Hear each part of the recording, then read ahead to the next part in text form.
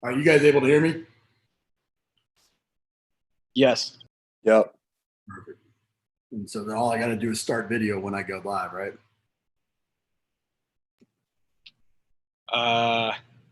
Yes. Yes. Should We be. just gotta make sure he's a co-host.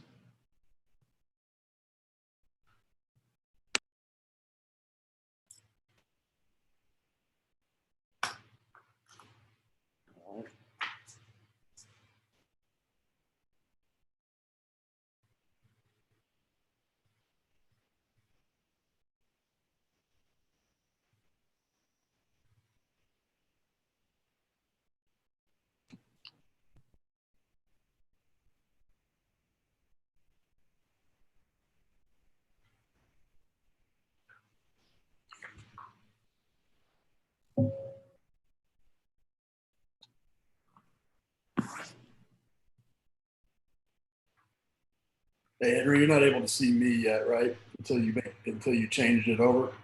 I am right now, Coach. Actually, if you could stop your video for the time I being. can see you. You can see me too. Yeah.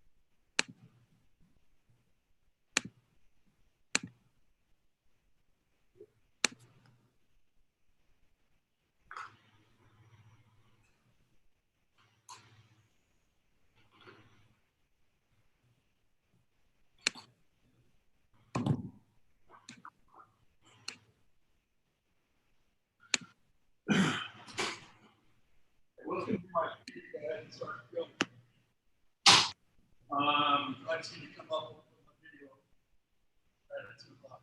Yeah. Try to plug your video. I'll stop my screen share.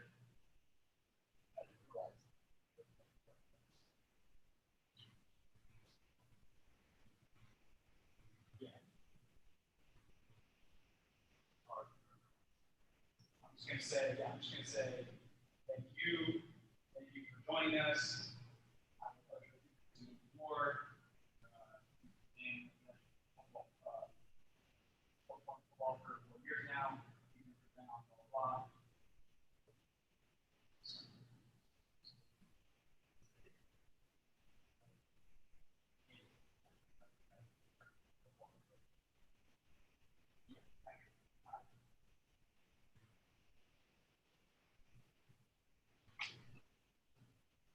gonna pull up in like 2 minutes. Okay.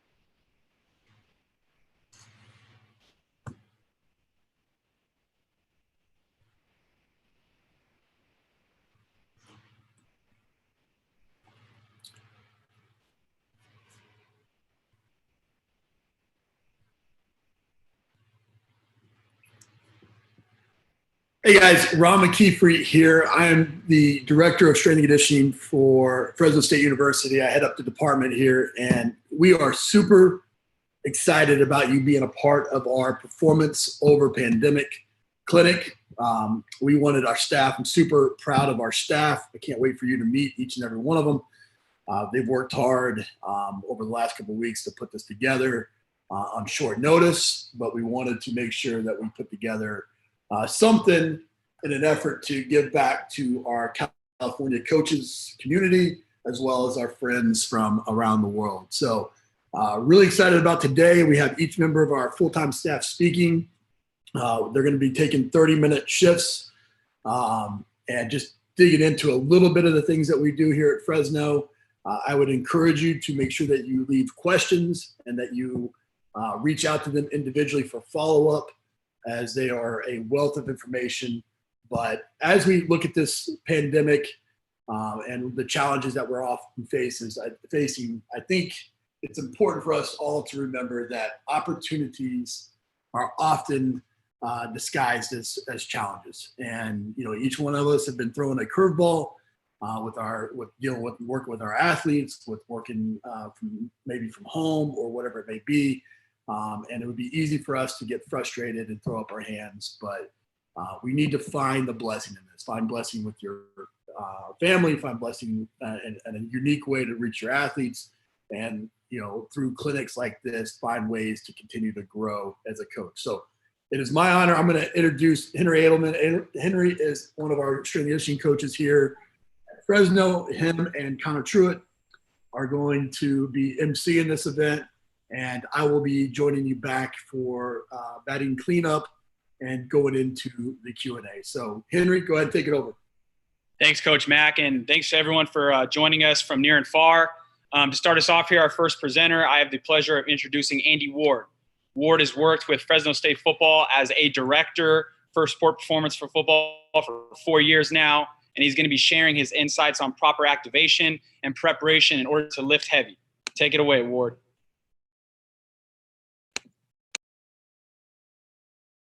Awesome. Thank you, Henry. Really excited to kick off our presentation today. I know we got a great lineup of everyone speaking. Obviously here, I'm going to be talking about warming up to lift big, a movement prep blueprint. For me, movement prep started about 13 years ago when I was a personal trainer in college at InShape. I was introduced to it through NASM. They have some great basic concepts that you can follow. It wasn't really until I got to Stanford when Shannon Turley really opened my eyes to what this potentially could become. At Stanford, he brought in a lot of great names to help refine our process. And then within Stanford, there was a great culture of growth. A lot of people shared ideas. Some people believed in DSI. Some people were PRI. Some people were FMS. And it didn't matter, but we all tried to steal from each other to come up with what was best for the student athletes. When I came to Fresno, obviously I took a lot of those concepts. I didn't just plug and play though. You don't want to just plug and play everything that you listen to today. You want to build your own toolbox. And I know Matt Casale, our director of Olympic sports, is going to be talking about this a lot later about how to build your own toolbox. But I encourage you to take what I talk about today and apply it to what your situation is. Before I get going, I just want to talk about some key influences that I've had on me. And now that I bring this slide up, I really don't care what you have to say about any of these people on the slide. Some people don't think FMS is good. Do I believe that FMS predicts injury? No. Do I believe that they have a good system and a good process and concepts to be able to build on movement efficiency? Yeah, I do. When it comes to Kelly Starrett and the mobility WOD, or it's called Ready State Now, do I think doing this couch stretch for 1 to 2 minutes on each side before you train is a good idea? No. But does he have a lot of other concepts that you can utilize to help you with your process? I do think so. I do think there is some good stuff inside there.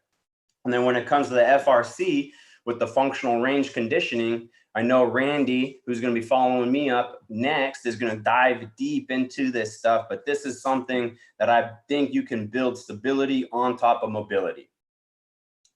Here at Fresno, we use the R7 approach. With the R7 approach, it kind of takes you through what I'm going to be talking about today is release, reset, and readiness. Then I know other strength coaches on our staff are going to talk about the rest of the R4 through R7, but really my movement prep with soft tissue, mobility, and activation really fits in nicely into the R1 through 3.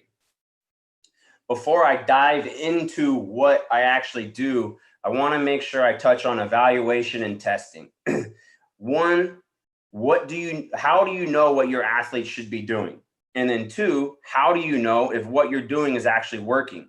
You have to test and retest your athletes on almost a daily basis to be able to see if what you're doing is working. Now, do I have to take them through a full evaluation every single time we test? Every day? No. But if you're doing some hip flexor stretches, is that athlete getting better every time you do that hip flexor stretch? If you're doing some active straight leg concepts, active straight leg raise concepts, is that athlete getting better every time you do that concept? Or are they staying the same? Because if you're staying the same, you're not getting better. You always want to make sure that you're improving and testing and measuring and then optimizing and then retesting. So how do we measure? We use a version of the functional movement screen. I already said it doesn't predict injury.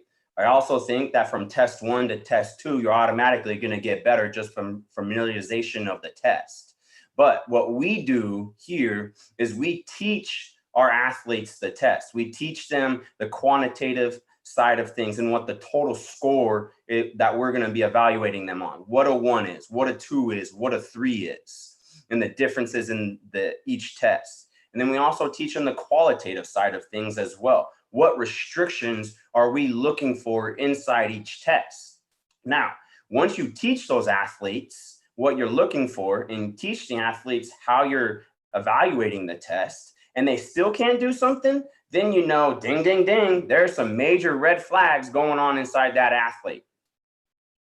In this example right here, this is one of our running backs from last year. He was coming back from a foot injury, and this is part of his evaluation process before we could move him along into more linear based speed work. And you could see in his evaluation, his hurdle step, he had an asymmetry. In his deep squat, he had some lateral shifting. So we knew exactly how to be able to attack. How do you analyze it? Well, this is a sample analyzed plan that we use here. We look at asymmetries, if they had less than one asymmetry, or if they had more than one asymmetry. We break it down each test if they had an asymmetry. An asymmetry is right side versus left side being a different score. And then we also look at team averages per test as well. We use a global approach. we start with mobility first. We go shoulder mobility and active straight leg raise. And we look at those two things first. That sets the foundation. Then we look at stability. We look at the trunk stability push-up and the rotary stability. Now, those four things typically will clean up any movement restriction you see inside the deep squat, hurdle step, and inline lunge. And that's why we look at the movement portion last. Now, when it comes to an individual basis, we do build corrective strategies around their functional movement screen. For an individual basis, we call these our blitz packages. If an athlete needs more corrective or more functional movement, then we will start first with asymmetries. If they have an asymmetry, we attack that first. Then we start to go after their lowest scores, their ones and their twos. And then obviously you need to take into consideration position specific. When it comes to position specific, we have done where position groups will get a corrective strategy as well. So in the upper right-hand corner, we got our O-line right there getting ready to fire off. That O-line, they're going to need more deep squat type patterns, whereas a skill athlete is going to need more hurdle step type patterns. We'll do these pre-practice. We'll do these integrated pre-lift. We'll do this inside the lift, and I'll show you guys more of how we do this later. Obviously in the bottom left down there, that's a team concept. I dove into that a little bit and how we look into that, but mostly with the team concepts, I use that later in the lift inside of our repeated tier 3 section. Obviously I'll get into some of the pre-lifting with everything on the bottom right, but then the upper left, the individual basis is what I want to touch on. So before I dive into the movement specific stuff, I talked about how we did functional movement screens and we implemented that for an corrective strategy in a blitz package. But something I want to touch on is we got to remember that they're student athletes first.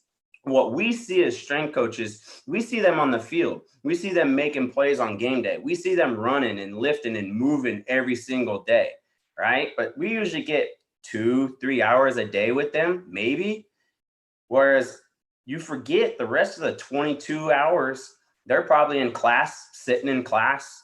They're in study hall, sitting in study hall, sitting in meetings. When they go home, most of our guys are playing video games, sitting, playing video games. And the evolution of the athlete has changed drastically from, what the old school coaches say back in my day. They become more of this seated, desk-bound athlete. And when you become more seated and desk-bound, it affects the entire system. I know Natalia is going to dive into a lot of this stuff, so I'm just going to breeze through this. The entire system can be affected, and this is what the new age athlete looks like.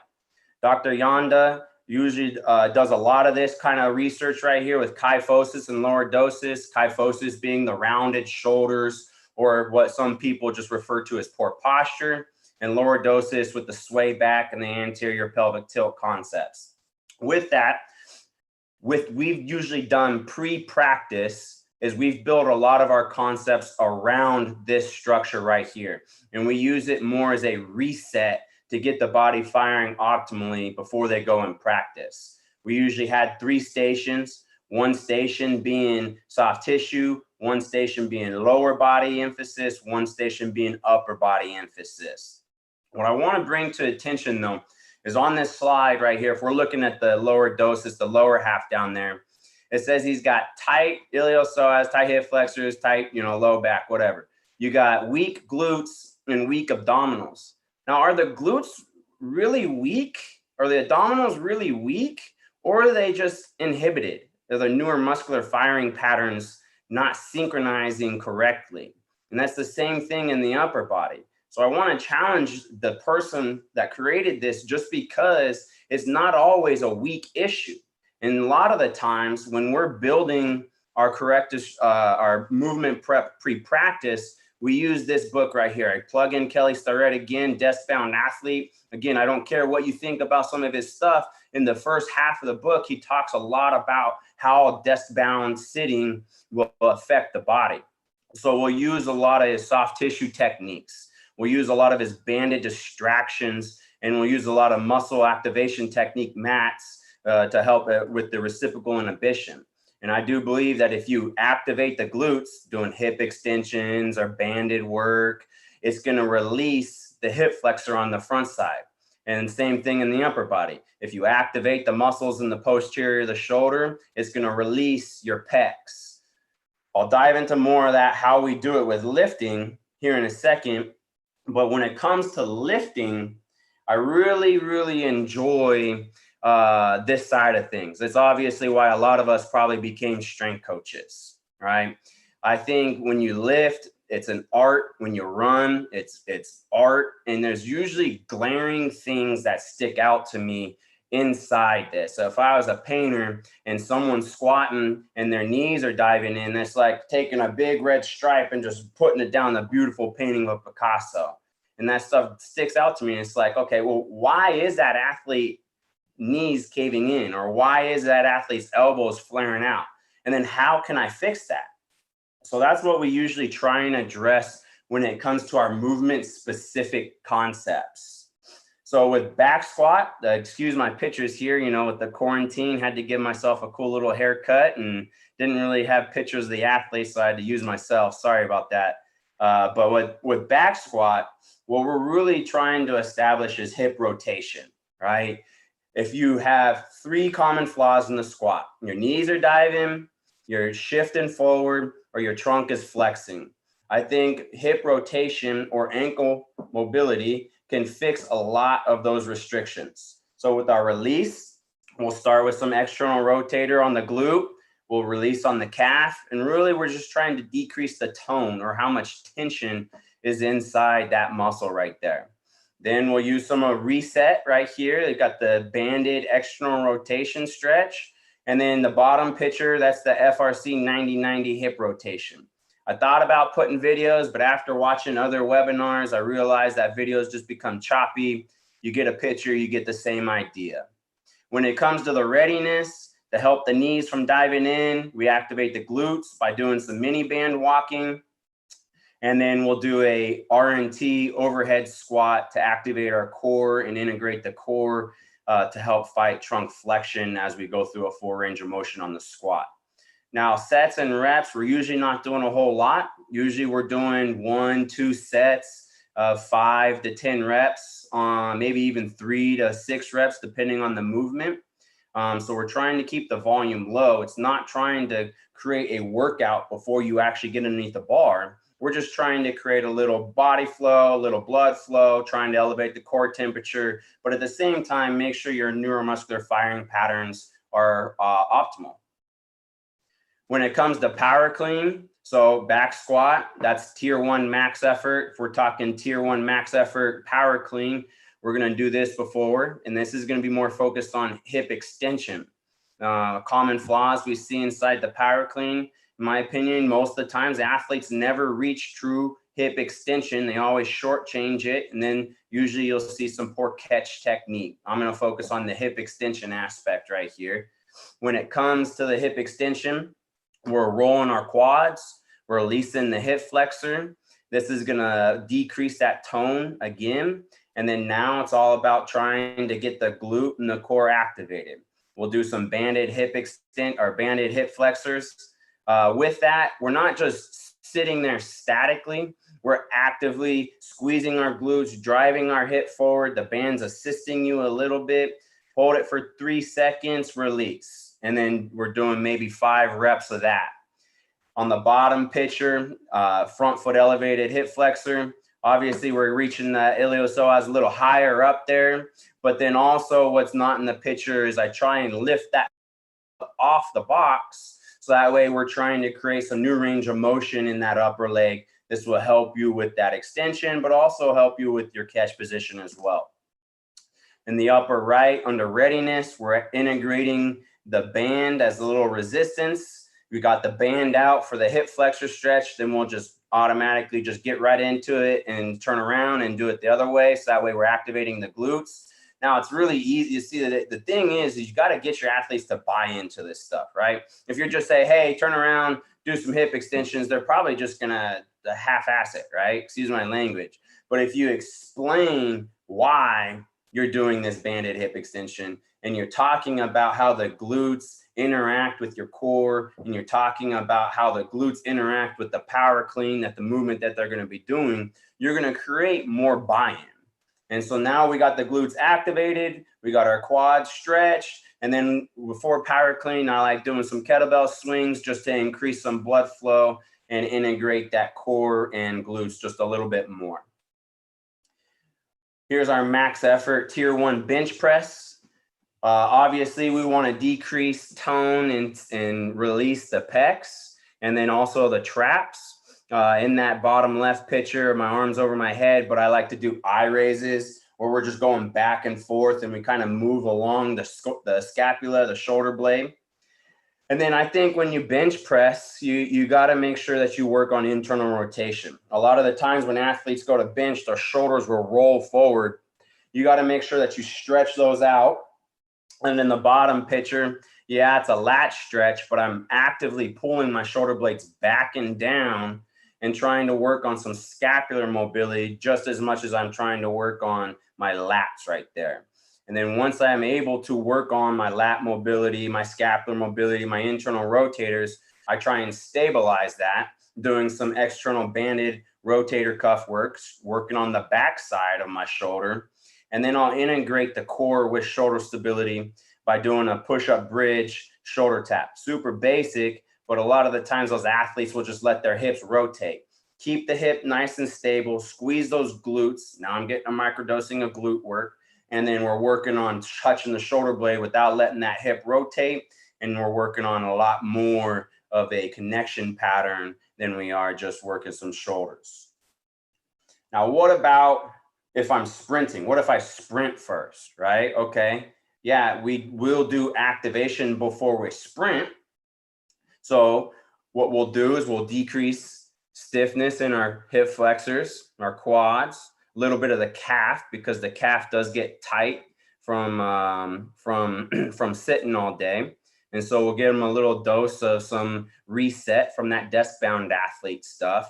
But then when it comes to sprinting, I think the ability to transfer force through the core from your upper body to your lower body is extremely important. And I think the ability to disassociate one pelvis from the other, right side versus left side, bringing one pelvis into flexion and the other pelvis into extension is extremely important as well.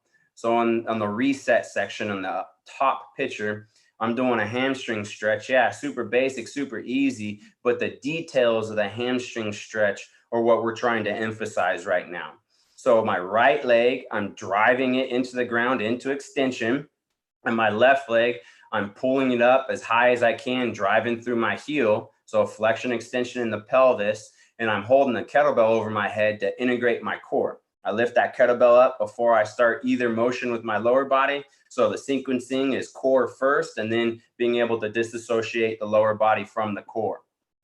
Same thing with my hip extension bridge, single leg hip extension. My right leg's on the ground, driving through the heel into extension. My left leg is pulled up into flexion, and I'm working on driving my hands into the ground to initiate the movement.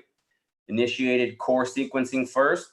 Drive my right leg to get my glute to extend. Now I'm working glute activation, and then at the same time, it's stretching my hip flexors through reciprocal inhibition. And then I'm driving my left knee up into my chest, trying to create range of motion so I can strike the ground with more force. When it comes to readiness, this is more focused on stability and core integrated. So I got the upper picture doing a single leg RDL. I'm working on obviously all the stability muscles, intrinsic muscles in the ankle, up through the groin and all that kind of stuff. So that leg's in flexion, and then my right leg is in extension, holding that band. So the band's forcing my heel to drive back. So I got the glute activated in extension, and I'm holding that arm up in front of me to get the core to activate as well.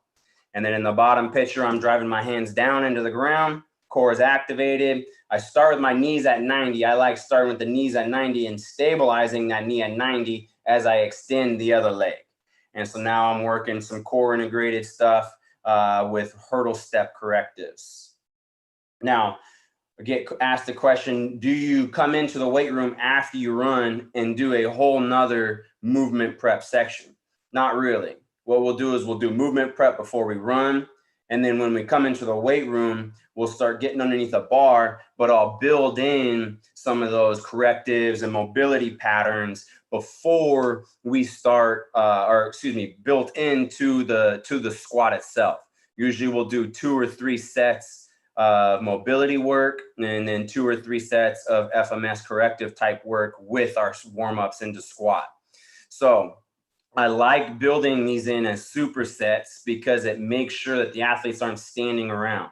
You know, obviously you get coaches coming in and they just see athletes standing around waiting to squat. They start messing around. This kind of prevents some of that. And then 2, it creates a little bit of buy-in because now it's individually specific to them. Every athlete might have a different FMS, aerial corrective. Every athlete might have a different specific mobility movement based on what their movement screen says and what their restrictions are on their movement screen. So if I got an athlete whose movement screen says is feet are turning out and knees are diving in, maybe his FMS corrective is something as simple as putting a mini band around his knees and doing some kind of banded squat with the RNT overhead. Or maybe I got an athlete that has trunk flexion, he's got some stiff ankles. Maybe he's doing some ankle mobility where another athlete's working on external rotation. So you just got to kind of play with that. I have taken and plugged in certain exercises to everyone's card. I found that, yes, it's a lot of work, but that can, in the beginning of a program, when the athletes don't understand and aren't invested, could be more bang for your buck because they're getting to know exactly what they need to do. And then you can progress from that to letting them have autonomy of what they're doing. Now, where I build in my team needs based off of the functional movement screen and the team analysis, I usually do that in tier 3 down in the repeated section. It helps increase work density. So that's what I'm a big fan. So we're just doing a couple sets of barbell front split squat. But then before the front split squat, we're stretching our quads. We're getting our hurdle step corrective in. And then post split squat, we're working on the posterior side, working some hip extensions and some single leg RDLs. And so then they'll go hip flexor, hurdle step corrective, main movement, posterior chain extension, and then posterior chain single leg movement. And then they'll go through that circuit. Now, what I have found with that is typically what you want to do is you want to create stations.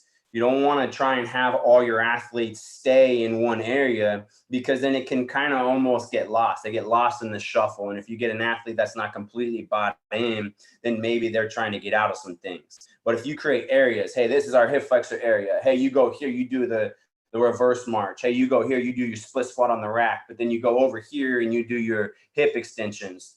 Then there's a flow to it. And they almost can't get out of it because then it's going to be, hey, I just went from barbell split squat to hip flexor. Nuh-uh, that's not how that works. But once you get your athletes bought into this stuff, once they start feeling better, because that's going to be the most important thing is the way they feel. They're going to feel a difference before they start squatting. If you just get underneath the bar and you just start squatting, they're going to feel stiff, feel this and that. But if you do some of those corrective strategies, work on your firing patterns first, and then get underneath the bar, they're going to feel better. And that's going to create buy-in.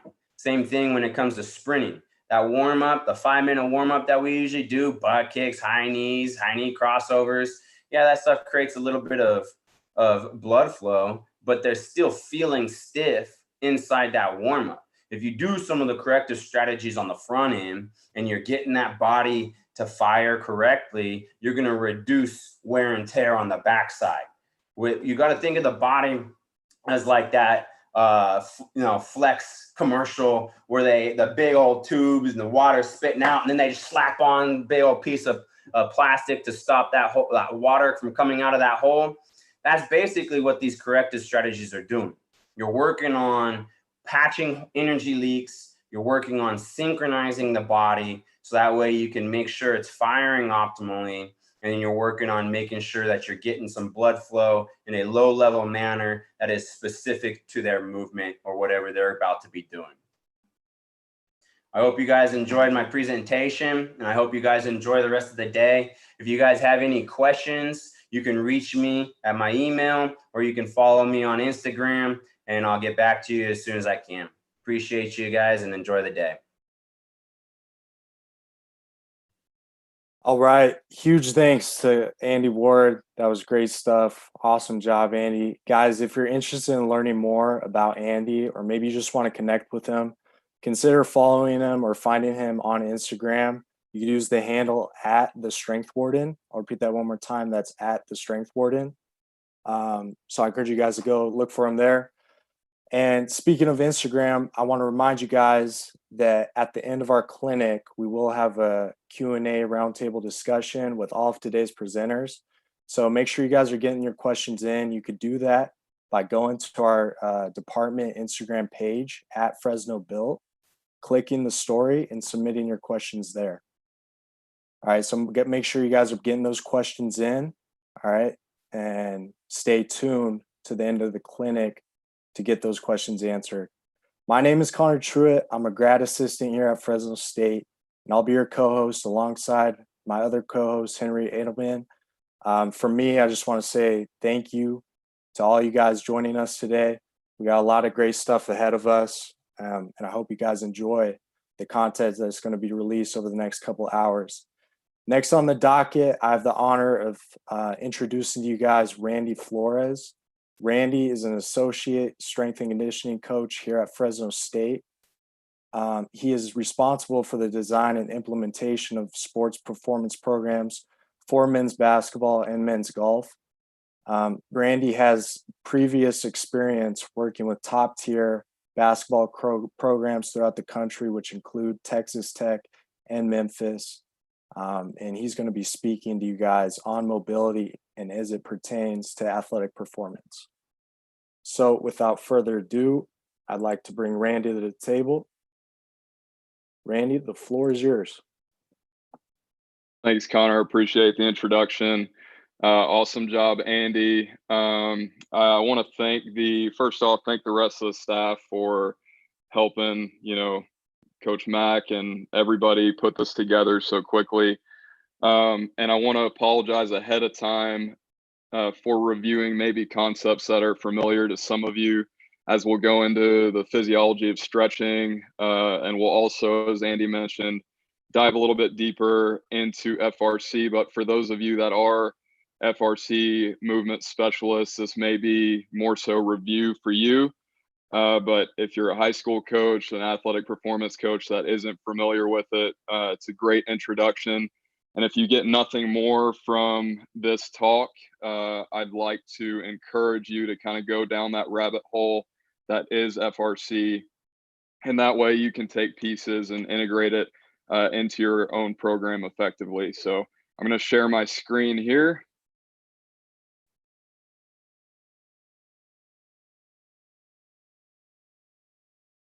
And we'll go right into it. So as Connor said, I'm going to be talking on mobility for athletic performance.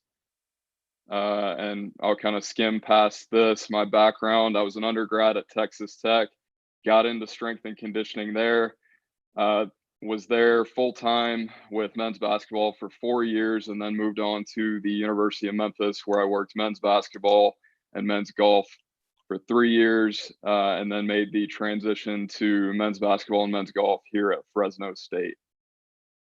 So I think before we talk about FRC or any of those concepts, I think it's important to differentiate mobility versus flexibility, as those are often used interchangeably and incorrectly. So flexibility is the ability to passively achieve extensive ranges of motion. So not being able to control it, whereas mobility is being able to reach ranges of motion with control. So improved flexibility has long been the goal for many athletes, therapists, people in general. It's kind of one of those things that I feel is still done by some coaches and practitioners, just because it's one of those things that's always been done.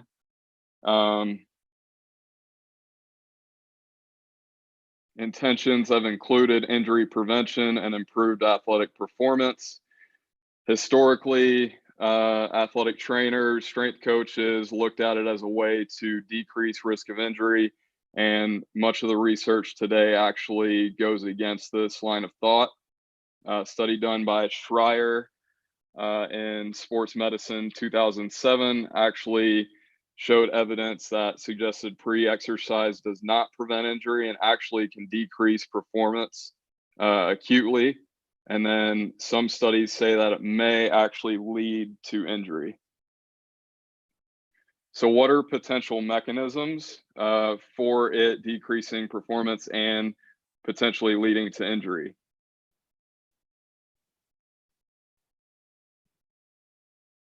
With static stretching, especially for prolonged periods of time leading up to athletic events, you're actually changing some of your force absorption qualities within the musculoskeletal unit. When decreasing force absorption, we know that we can't handle ground reaction forces the same way, so we decrease the tissue's capacity to deal with said force. There's an inverse relationship between force and flexibility. And then also injury tends to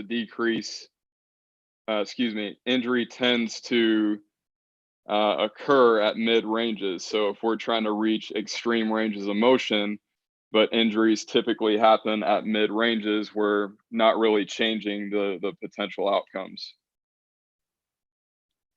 To talk a little bit about how stretching may work, at least in the short term, it's believed that to increase range of motion, we increase range of motion via decreasing viscoelasticity. We know that viscous materials can have a lasting change, and elastic will return to their original shape.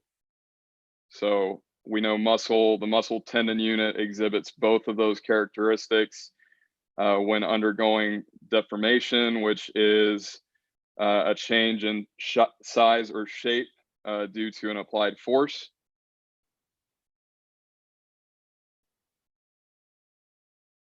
So during stretching over time, the viscous component leads to increased range of motion. So you get that immediate effect lasting for several minutes where you have an increased range of motion, but studies show that that effect is short-lived.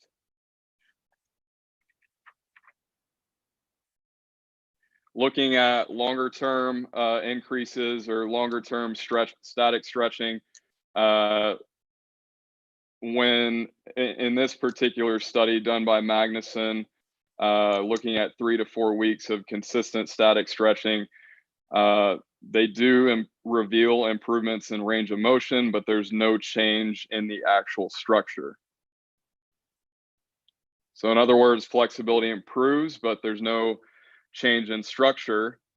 So if that's the case, if it's not a change in structure makeup, we can attribute it to an alteration in the CNS, in the way the CNS controls the tissues being stretched.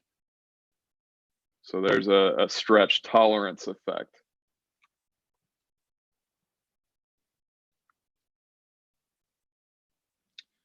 In order for the CNS to allow further movement, it must alter the governor mechanism, which is the stretch reflex. The body unconsciously governs the safe range of motion by setting a stretch reflex threshold. Like other built-in safeguard mechanisms, like, for example, the inflammatory response, the stretch threshold is often set too low.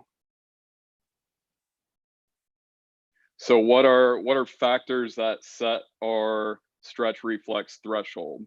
It's typically, there are multiple factors, but the main two are your previous history, so previous experiences, and then your muscle's ability to function at a particular range. So Andy brought up the upper cross syndrome coined by Vladimir Janda.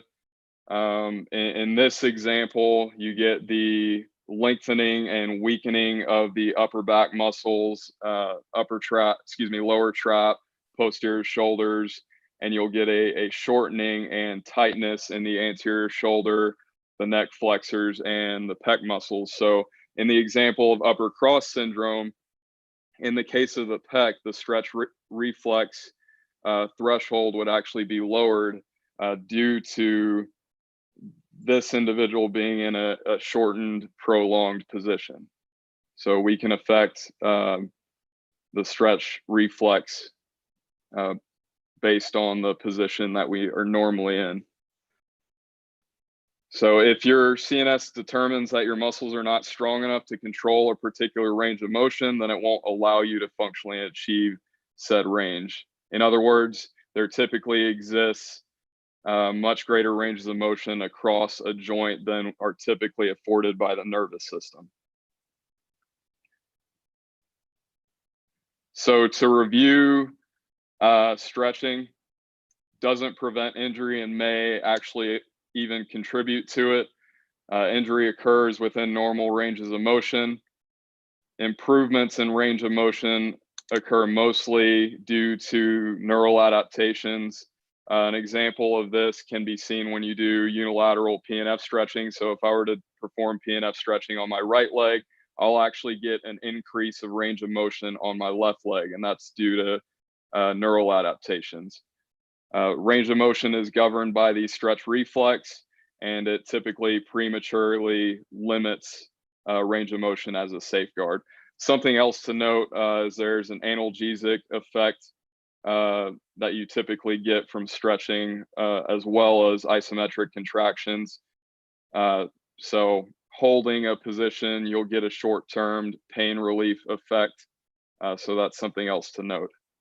So if flexibility by itself isn't a worthwhile thing to seek, what should we do? Because in a lot of cases where our athletes are lacking ranges of motion that potentially affect performance both in training and on the court, field, or pitch. So there we would introduce the functional range systems, or functional range conditioning in this case. So that's where they come into play. So this is a diagram. I don't want to really dive into it too far, as there's an assessment portion. There's a functional range release. Today, we're mostly talking about the conditioning, functional range conditioning aspect of it.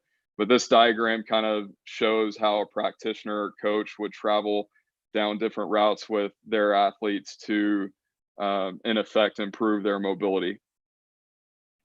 So what is FRC? It's a system of training using scientific methods to expand usable functional ranges of motion. It improves mobility. It's not a set of exercises. So typically when we think of FRC, we also think of the 90-90 position. We think of cars, we think of pails and rails. Those are all components and concepts used within the system, but they are not FRC exercises. Those exercises were actually around before the FRC system was. What are goals of FRC? Number one goal is to expand, simultaneously strengthen and increase articular ranges of motion.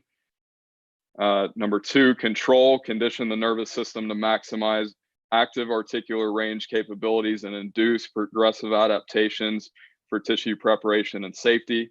Number three, we want to develop baseline movement fluidity by practicing progressively more complex articular flows. Okay, so it uses a systematic approach that offers various benefits, being tissue adaptation and injury risk mitigation, improved neurological function. It can offer a means of rehabilitation when returning to play. You get a strength development aspect from it. Intuitively, we think mobility and stability are opposing qualities, or on opposite ends of the spectrum. But with this system, you can acquire mobility while sustaining or improving stability based on the fact that you're improving neurological control of the joints that are targeted. You can get improved athletic function. Somebody that's more stable and more mobile is obviously going to be a better athlete. And then this can improve articular health and longevity with the joints targeted. So I want to dive in a little bit to the different concepts that are within FRC. The first one being the principle of progressive adaptation, very similar to progressive overload. It utilizes incremental loading strategies in order to induce adaptive mechanisms. Although we think of progressive adaptation most of the time in terms of muscular hypertrophy, it can be applied to all connective tissue. The concept can be applied to all connective tissue, so not just muscles. We're thinking tendons, ligaments, the joint articulation in general. Cells, tissues, and organ systems all adapt to loads that exceed what they are normally acquired to. So that's a principle that is constant in FRC. Next up, CARS, controlled articular rotations. It's using rotational movement drills at the outer limits of motion in order to stimulate articular adaptation. Pails and rails, isometric loading, using isometric conditioning and progressively larger articular angles in order to expand and strengthen increasing ranges of motion. And then rails, again, using isometric loading in smaller articular angles. PALs and RALs, those are progressive and regressive angular loading. So those include liftoffs, passive range holds, hovers, kinetic stretching, and other things. E and G, that's eccentric neural grooving, using eccentric training to groove movements and teach the nervous system how to control those movements. And then articular flows involve basically connecting these movements together fluidly. So we'll talk about pails and rails first. You can make the argument that you would use CARS first, which are controlled articular rotations. You can use CARS as an assessment to look at joint function and find any joint closing angle pain. But if your goal is to first expand, pails and rails would be your first stop. So they represent the first training technique in the FRC system. And as I said, they're used to expand range of motion. So here are a few examples of different pails and rails that you would use. Again, this is a concept, so these exercises don't even begin to cover all you can do with the pails and rails, but these are exercises that I typically use with my athletes, particularly the ankle dorsiflexion on the left. Many times with basketball players, you get ankles that don't have adequate ranges of motion and also are weak in many different positions due to the fact that they're braced up since the time that they're 6 or 7 years old. They're usually either taped up or braced up, so they lose those ranges of motion over time. So if we look at the picture on the left, a pail's isometric contraction would be the yellow arrow pushing the big toe into the ground. So basically, in this example, he would be holding that position for 2 minutes passively, so no isometric contraction. He would then push his big toe and other toes down as the yellow arrow shows for a 15-second count, ramping up gradually on a scale of 1 to 10, starting at a 2, and then increasing the intensity for that 15 seconds.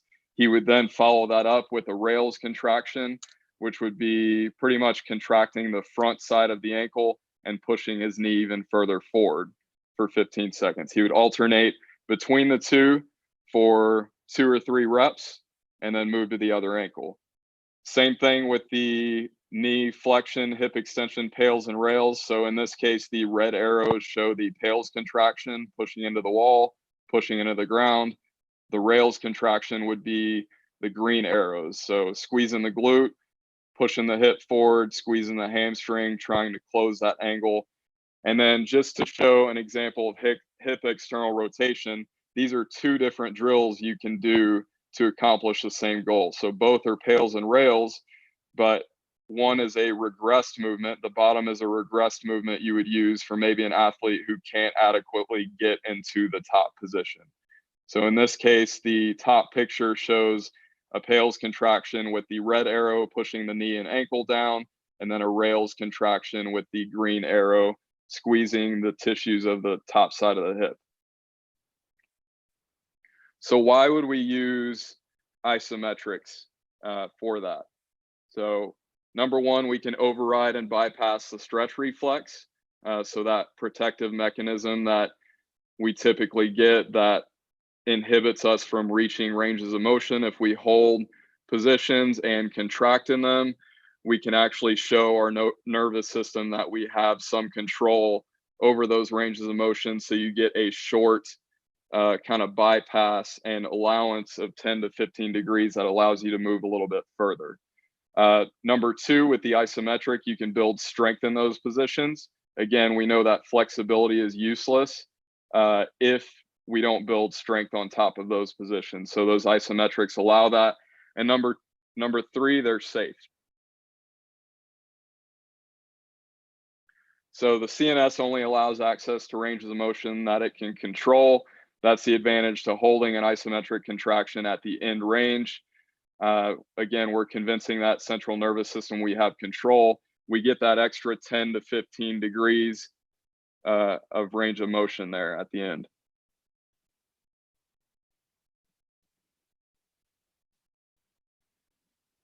All right, strength and tissue adaptations with isometrics. We know that with ISOs, you can get significant gains in muscular voluntary contraction. So that's assuming that with these ISOs, you're giving above 80% maximal voluntary contraction. So you have to, that's the kind of the difference between PNF stretching and PALS and rails, is with these, you are contracting and ramping up to 80% or above. You get the specificity principle. So whatever ISO you're holding, you're going to strengthen that range of motion. You're going to strengthen that structure and the function that you're loading. These adaptations, again, don't just go to the muscle. They go to the tendon, they go to the ligaments, they go to the joint capsule. So you're strengthening all connective tissue. Another advantage with isometrics that I touched on was safety. You get less wear and tear on the joints, as several studies suggest there are a lack of shear forces. And then of the three contraction types, isometrics have the least inflammatory response, according to Pizza in 2002. All right, so the curve on the right shows a torque angle relationship that demonstrates that we have the highest capability to generate force at the mid ranges of motion. So in this case, we're looking at, I believe, an elbow joint, and you can see at 50 degrees in the mid range is where we can generate the most force. So in the absence of any PALS and rails or any other type of training, our neuromuscular system functions best in that mid range as shown. Using the PALS, the progressive articular angles, we can expand and strengthen all of these angles to the right. So in effect, what we're trying to do is raise up the amount of force that we're able to produce at those larger angles, at those larger ranges of motion. While using a rails regressive angular isometric contraction, we're trying to produce more strength, more force at those smaller ranges of motion. So we're trying to shift the graph to the left. I think it's important to note that we're not trying to change the length tension relationship, as that can be important to a given sport. For example, if you think of basketball, they typically function at larger angles, at larger ranges of motion. It doesn't do them any favors to shift the graph over to the left because they're then not able to produce the same amount of force as quickly. So if we're thinking of a rebound, they would have to actually squat deeper to be able to produce a large amount of force. So we don't want to change that relationship. We want to continue to strengthen those mid ranges of motion, as that's what's important for performance. But for health, what we're trying to do is strengthen those end ranges so we can avoid any injuries, as those are potential positions that we can find ourselves in. Moving on to the next concept, controlled articular rotations. So we use pails and rails to expand ranges of motion and induce tissue adaptations. We now turn to cars to teach the nervous system to control these ranges. As I mentioned earlier, they can also be used as an assessment tool. If I'm taking a joint through a full range of motion and there's any pain on any of the closing side joint angle. So if I'm, for example, flexing my knee up in front of my hip and I have a pinching sensation on the front side of my hip, that can kind of give me an indication that, oh, maybe I shouldn't try to increase that range of motion there. I should probably actually get it looked at by a physical therapist or specialist to look for any aberrant joint function, or maybe bony structures that have formed there over time, or maybe with a capsule that you were born with that is limiting range of motion. So here are examples. This is all going to run pretty quickly, but a few examples of different cars that I've used. Ankle cars on the left, those are a staple with men's basketball or different basketball athletes that I've worked with. You can see in the middle, I'll replay this, hip cars. I'm using the post to try to produce force up top, as when you irradiate and create force with the rest of your body, you can actually drive more force into the particular joint that you're working on. And on the right, we have scapular cars moving through a full range of motion. And here are a few examples of other cars. We have GH, glenohumeral cars. In the middle, thoracic cars working through a full range of motion through the upper back.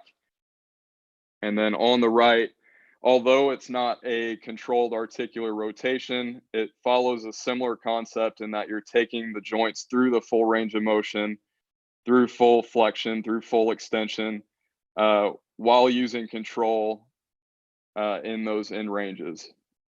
So benefits of controlled articular rotations is you're improving neurological control of that joint, you're inducing tissue adaptations, and you're promoting health and longevity by moving through a full range of motion. So joint capsules contain a high number of mechanoreceptors. So mechanoreceptors take in information about what's occurring in the articulation. If we think of muscles and muscle spindles, they only provide info about the length of a muscle, whereas mechanoreceptors within a joint capsule can provide the nervous system with a detailed linear and rotary positioning feedback to the central nervous system. So we use cars to stress and activate those mechanoreceptors, thereby giving more multi-directional and rotational control of that joint. Another thing we get from cars, as I mentioned before, are health and longevity. The body's under a constant battle between the accumulation and breakdown of scar tissue. With injuries, movement, exercise, prolonged postures that we're in, the body accumulates fibrosis that occurs between tissues and tissue layers. But with full consistent range of motion training, we can break apart that fibrosis and maintain joint health. Pals and rails are one of the last concepts I'll touch on. We use pails and rails to expand. We use cars to improve motor control, promote health and longevity for the joint. Pals and rails are a progressed version, or I guess means of improving control of the newly acquired ranges of motion. As we talked about earlier, there needs to be a progressive overload for progressive adaptation. So that's the next step in the system. Several components come along with PALs and RALs. In ascending order of complexity, we have passive range holds, liftoffs, hovers, in-range rotational training. Axials are a good example of that, and then kinetic stretching, which can be positions that are loaded. Here are examples of pals and rows. On the left, we have passive range holds. So they're pulling to their end range of hip flexion and attempting to hold that position for a count. In the middle, you have me doing passive range lift offs for internal rotation. Wish I had a little more range than that, but much harder than it looks. I'm trying to gain strength in that end rotational range of motion there. And then on the right, we have 90-90 hip hovers, which are a more taxing and more complex movement for the central nervous system. Here are a few more prone shoulder hovers I'm doing with a basketball athlete, also known as swimmers. Just a variation. I'm giving him a little tactile feedback to help him through the movement. We have prone shoulder axials. So very similar to cars with the axials, but we're holding an end range position and just rotating the joint in that position. And then the last one, this is unloaded kinetic stretching. You can actually load these up, but I'm maximally contracting to push out of the position and then pulling myself in and out. So similar to pails and rails, but I'm actually moving through the position. And again, you can load this up with a kettlebell, you can load it up with a plate and increase the complexity and demand from there. So main goal with those, improve strength and function in short and long ranges of motion. So where does this fit into a program? Cars can be done on a daily basis. Places I like to integrate them are pre-workout, post-workout, pre-workout, pre-practice, to kind of more so serve as a means of movement prep. I would say if we're looking at the R7 system that Andy mentioned earlier, they would fit well in R2 after release. They can also be integrated with main lifts, so I would caution you when doing that, as if you're trying to change joint function, that can actually impair the movement that you're doing it with. So if you're changing joint function or stressing joint function of the hip and you're squatting and you're supersetting the two, you can actually negatively affect that squat movement. So I think a good approach to kind of integrate this is maybe if you're doing an upper lower split on your upper body days, you can integrate some pails and rails within supersets. On your lower body days, you can integrate some upper body pails and rails or pals and rows and work that way. That way you're getting a a full body type session and you're not affecting that main lift that you're doing. They can also be standalone sessions. I've in the past done them midweek. So if we had 4 days of training and Wednesday off, I would do maybe a select few cars and pails and rails on a midweek session that way. Other considerations, we touched upon the mobility and stability paradox. So those two can go hand in hand. For hypermobile athletes, swimmers come to mind, gymnasts, dancers. More is not always better. Those aren't athletes I would use pails and rails or means to expand ranges of motion. So those are athletes that may spend more time doing passive range holds and trying to gain control over the positions that they currently have. Number 3 is the placebo effect that comes along with stretching. It's been around a long time. Some athletes just prefer it as a means for preparation. And if mentally, as an athlete, you feel like it's going to help you, as somebody helping you, I'm going to try to educate you on things that are correct. But if you feel like it helps you, I'm not going to take that away from you. We touched upon the length tension relationship. As long as we're working strength in all ranges of motion, I don't think we're going to change that. I look at sport specific ranges of motion, things like quarter squats and things like that as a means to improve performance, but full range of motion training and FRC is for health and longevity. To me, if I had to pick one of the two, I'm going to pick health and longevity and err on that side versus trying to improve performance. Starting with the foot, I think that's a great way to assess somebody on things that they need. If you're improving hip function and things upstream, that's great. But I think performance and health starts at the foot. So that's where you need to look first for joint function. And then also, if you're doing any of these, you apply CARs within your program. As I mentioned before, I think it's important to consult with an expert if there is a closing joint angle pain and refer them to a physical therapist. Here's some suggested following on people that I've kind of stolen things from. Andrea Ospina is the functional range systems creator.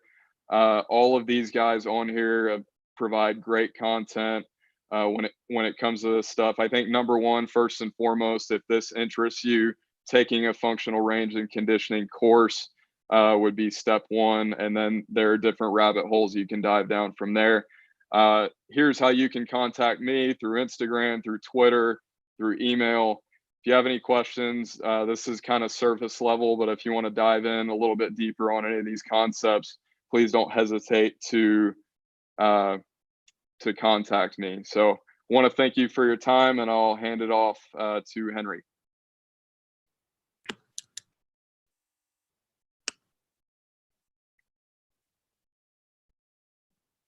All right, thanks so much, Randy. There's a lot of debate out there on concepts of mobility, and I think you touched on a lot of those concerns there. You guys, Randy's a passionate coach. He loves what he does with his athletes, and he's got a lot of great content. If you want to see that firsthand, go ahead and give him a follow on Instagram at Coach Randy F2.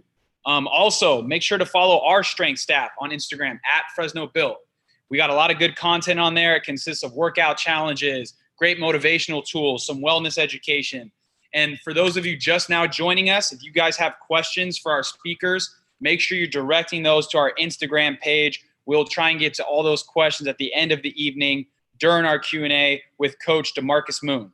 Next up on the docket, we got Nick O'Brien. Nick is in his 5th year at Fresno State. Right now he works with baseball, wrestling, and women's lacrosse. You'll get to see some of the non-traditional methods he implements to train these athletes. And maybe you guys could use that to add a little variability to your strength program. Here's Nick.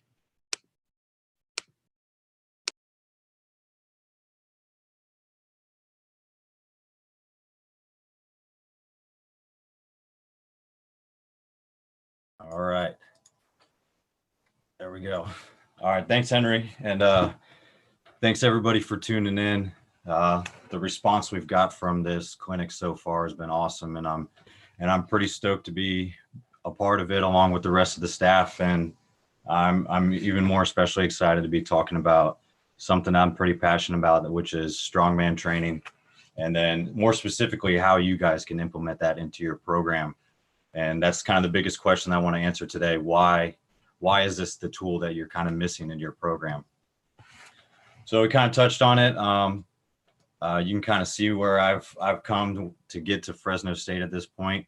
But the biggest thing for me is my strongman background. I've been training strength sports ever since I was done playing lacrosse at Salisbury and started interning there. And I've been a national level competitor in strongman and now Highland Games for almost 10 years now. So a lot of the training that I get from that and the benefit that I'm getting from my own personal training is some of the stuff that I like to implement within my teams, and it's carried over from place to place. And it's a big thing that I like to put in my program at the moment. So what we're going to kind of go over today is briefly touch on some of the history and background of strongman for people that aren't familiar with it. But really what I want to get into is why you should use it, some of the benefits along with it, some considerations when you're thinking about actually putting this into your program. And then the big thing, leave you guys with some examples that you can actually implement right away. I think that's the biggest thing.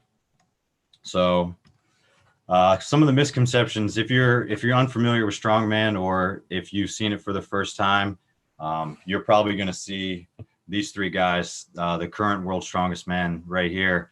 And the misconception with that, or the preconceived notion you get, is you've got to be 6'9" and 400 plus to even like train strongman or be competitive in it.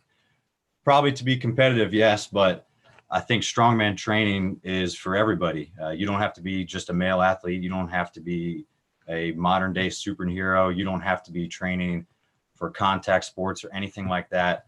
Strongman isn't full of injuries like that. Obviously, anybody at a high level is going to be pushing themselves to the maximum, and inherently that's not exactly healthy, but that's not the necessary thing that comes along with it. And strongman is definitely a skilled aspect. I mean, there are women pro strongman across the country. You don't have to be the largest. There's youth divisions. And all in all, we're not looking at training for strongman. We're trying to find ways to be adaptive and put strongman into our program.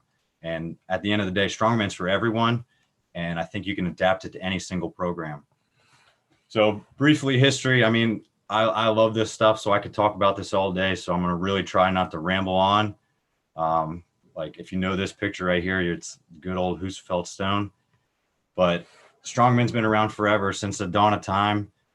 Strength sports have been there, and athletics have been a means for people to prepare for fighting. And it's grown over the course of time, from powerlifting, Olympic lifting, and there's been progressions from history, like way back to Viking ages. And then it's progressed kind of to circus performers and entertainment and stuff like that. But really what we're going to focus on is what present day looks like, because we're going to take some of those events and take some of those strategies and implement it into our program. And this kind of shows right here the progression from it. So if you are familiar with strongman, or if you've seen it before, chances are you've seen the professional level. You've seen the guys at the Arnold, the World's Strongest Men, and what they're doing is they're training for a sport.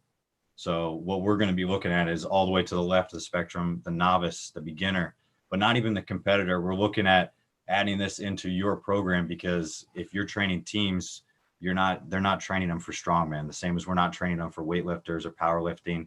All right, we're using those tools to enhance them and make them better at their sport. So when we're looking at benefits of it, I think there's 4 main benefits that we look for, and kind of 2 sidebar ones that are not really quantifiable. And with that right here, the 4 main ones that I'm thinking and why I choose to add into the program based off my beliefs is, 1, 3-dimensional movements. A lot of times when you're in the weight room, what you're doing is a lot of sagittal. All right, everything's up and down movement. You're squatting, you're benching, you're deadlifting, everything's static and in place.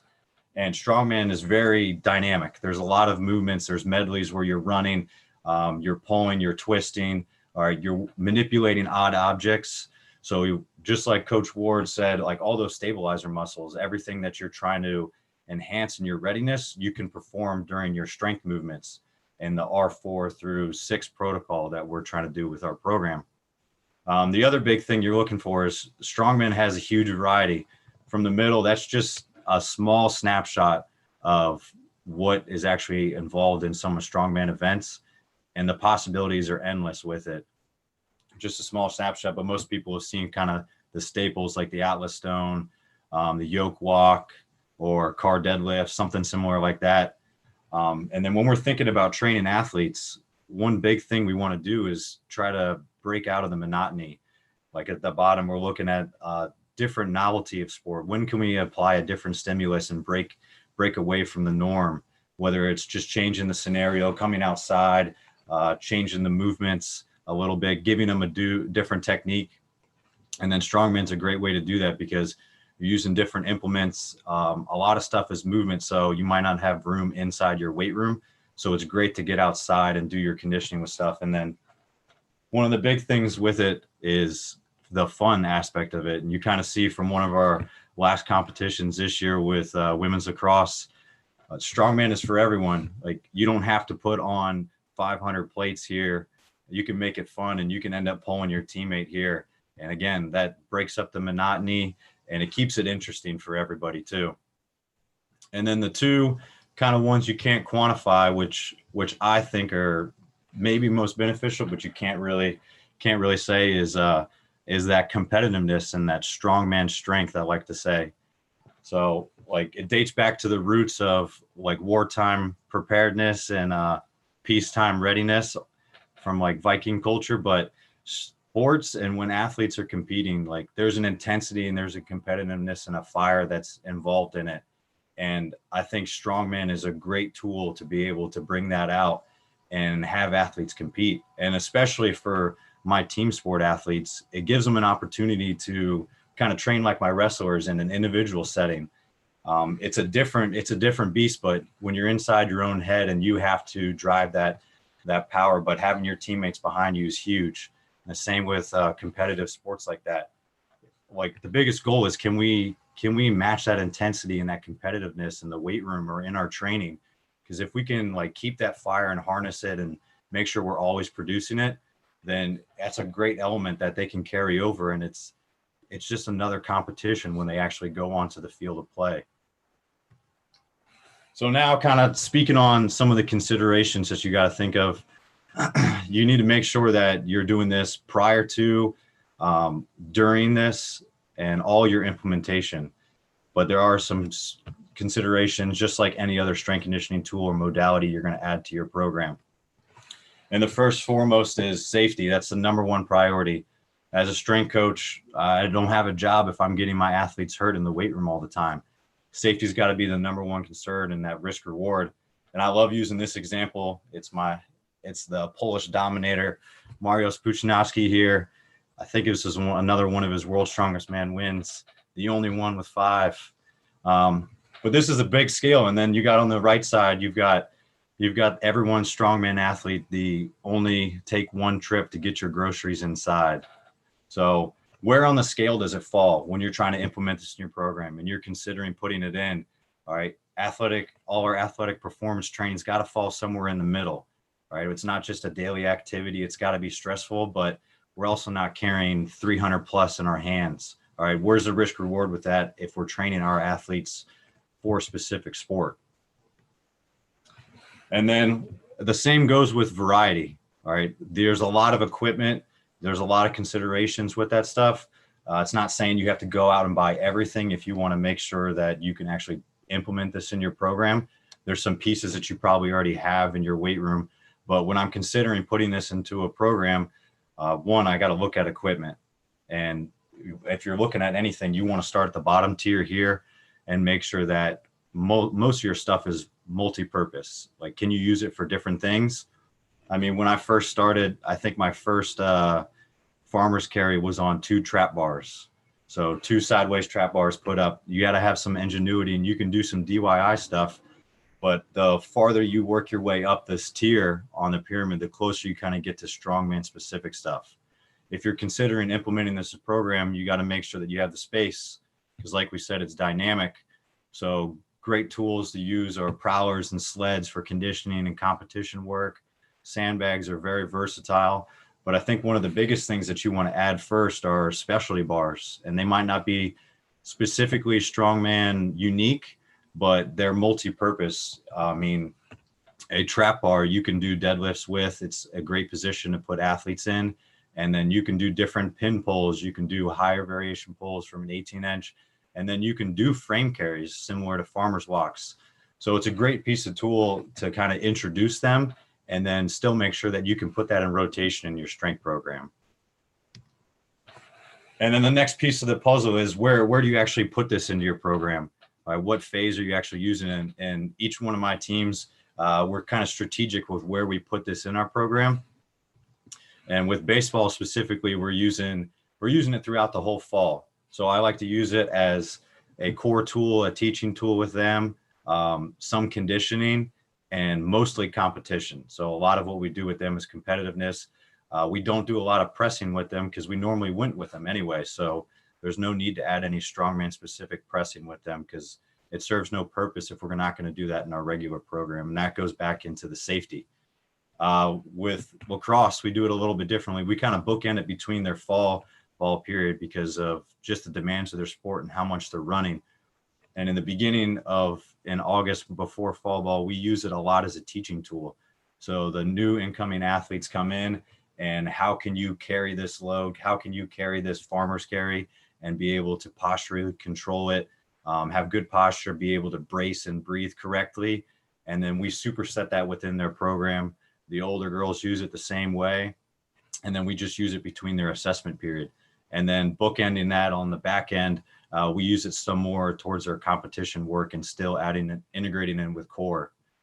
Wrestling's kind of fun because it's a mix between the two. A lot of what we do with them is we use it for competition work and conditioning. So you can use it pretty much all year round. We've used it as conditioning elements as just active recovery, a little bit lighter, kind of more manageable rest to work ratios. And then once we get closer to preseason, we're kind of attacking it. All right, 60 seconds max effort on work. All right, trading off with your partner, and then same thing, using it for core and conditioning work. All right, towards the end of the summer, and we give them off in the middle because they don't have access to that equipment so readily. With any tool you're going to add in there, you need to make sure that it fits within your periodization plan and you're following some guidelines and principles. Mostly when you're going to add this in your program for the first time, like again, you're not going to be trying to train a strongman. You're using strongman as a tool in your tool belt, like Matt's going to discuss later. So the biggest thing when you want to do is what's your exercise selection? What's the volume? What are your sets and reps going to look like? How frequently do you plan on adding this in your program? And by far, I think the two most important ones is what's the intensity, and we'll go over that next, and what's the rest? Because being able to control these lifts is a lot different. Squatting 10 reps is a lot different than carrying a sandbag on your chest where it's compressing you for 30 seconds. All right, it's a different adaptation. All right, neurally, physiologically, everything is a lot more taxing. So you got to be very cognizant of how your rest periods are programmed in. And then I think these three are probably the most important ones outside of safety. All right, this purpose, same thing. We're not trying to train a sport with a sport. All right, if our chosen sport falls on the left side of the spectrum and strongman specific training falls on the right, all right, what we're doing in the weight room is supposed to be getting them closer to their sport, all right, their chosen sport. So if we're going to implement strongman elements into it, we need to make sure that we're not drifting too far away from it and just training them specifically for strongman. All right, I say every strength coach should be a GPP specialist. All right, everything you're doing is honestly just preparing them to be the best athlete possible so you can hand them off better to their coaches so that they can play their sport of choice. And I tell that to every single recruit that comes in here. Like I'm trying to make sure that I prepare you as best as possible so you can go on the field and perform your sport. You're not here to weightlift as much as I'd like to think so. At the end of the day, you want to play your sport. So I want to make sure you're healthy and ready to do that. And we just take bits and pieces of strongman, add it into our strength conditioning program. And then the other big one here, hopefully this kind of works out. This context is huge. Right here, you're looking at some of the world records. You got a 602-pound stone. Eddie Hall pulls 500 kilos.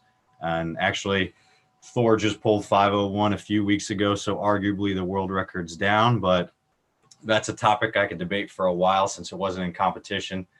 But you got to think about context when you're going to add this in. Are you really going to put a 900-pound car on your athletes? Probably not. I don't think anybody really has access to it. But what elements are you going to add into it? You have to understand that these guys are professionals, all right? You don't want to drift far away. And then same with the intensity. If you're a college athlete and you're looking at this, you can't just take half of this lift and then expect to add it in, all right? You're not going to put 1,500 pounds in your back. As a high school coach, you can't take half of what we're doing and then just think that, okay, well, half of the college level, they'll be prepared for it. All right, these guys are doing this for a profession, so you got to make sure that what you're doing within your training, along with that spectrum we talked about with the purpose, or that you understand the context of it and understand that these guys are training pro, and all we're trying to do is get a specific adaptation out of this and then hopefully help them be a little bit more proficient athletically. And then the final thing is time. Like this kind of goes hand in hand with safety and the context. All right, you got a 900-pound car here. You got the Husafell stone, 409 pounds in Iceland. You got the Denny stones, over 700 pounds, and then different weights, all right, in Scotland. All right, obviously you're not going to put those on there, but all right, can we regress from that? Can we find a place where our athletes can train specifically some sort of strongman element without it being this? All right, yeah, great. But make sure that as a coach, first and foremost, you have to have done it. All right, just like most coaches get into the profession because they enjoy lifting. You have to at least have felt what it feels like to carry a sandbag, or how it feels like to do a yoke, or how it feels like to do a trap bar. There's plenty of regressions that you can get from all these strongman events. All right. But if you don't know what it feels like and you can't coach it to your athletes, you don't understand that coaching and that learning curve, then don't implement it in the program. Like, above all right, it's a great tool, but unless you can safely implement that in a program, then it serves no business in your program. So now kind of going over implementation, and this is the what and the how of everything. So when we're looking at implementation, I like to put stuff in the categories. Obviously, I have a long background with strongman training, so a lot of what I think is best in a team setting is predicated off what I feel comfortable coaching. But I think there's some things that are just completely not suited for it.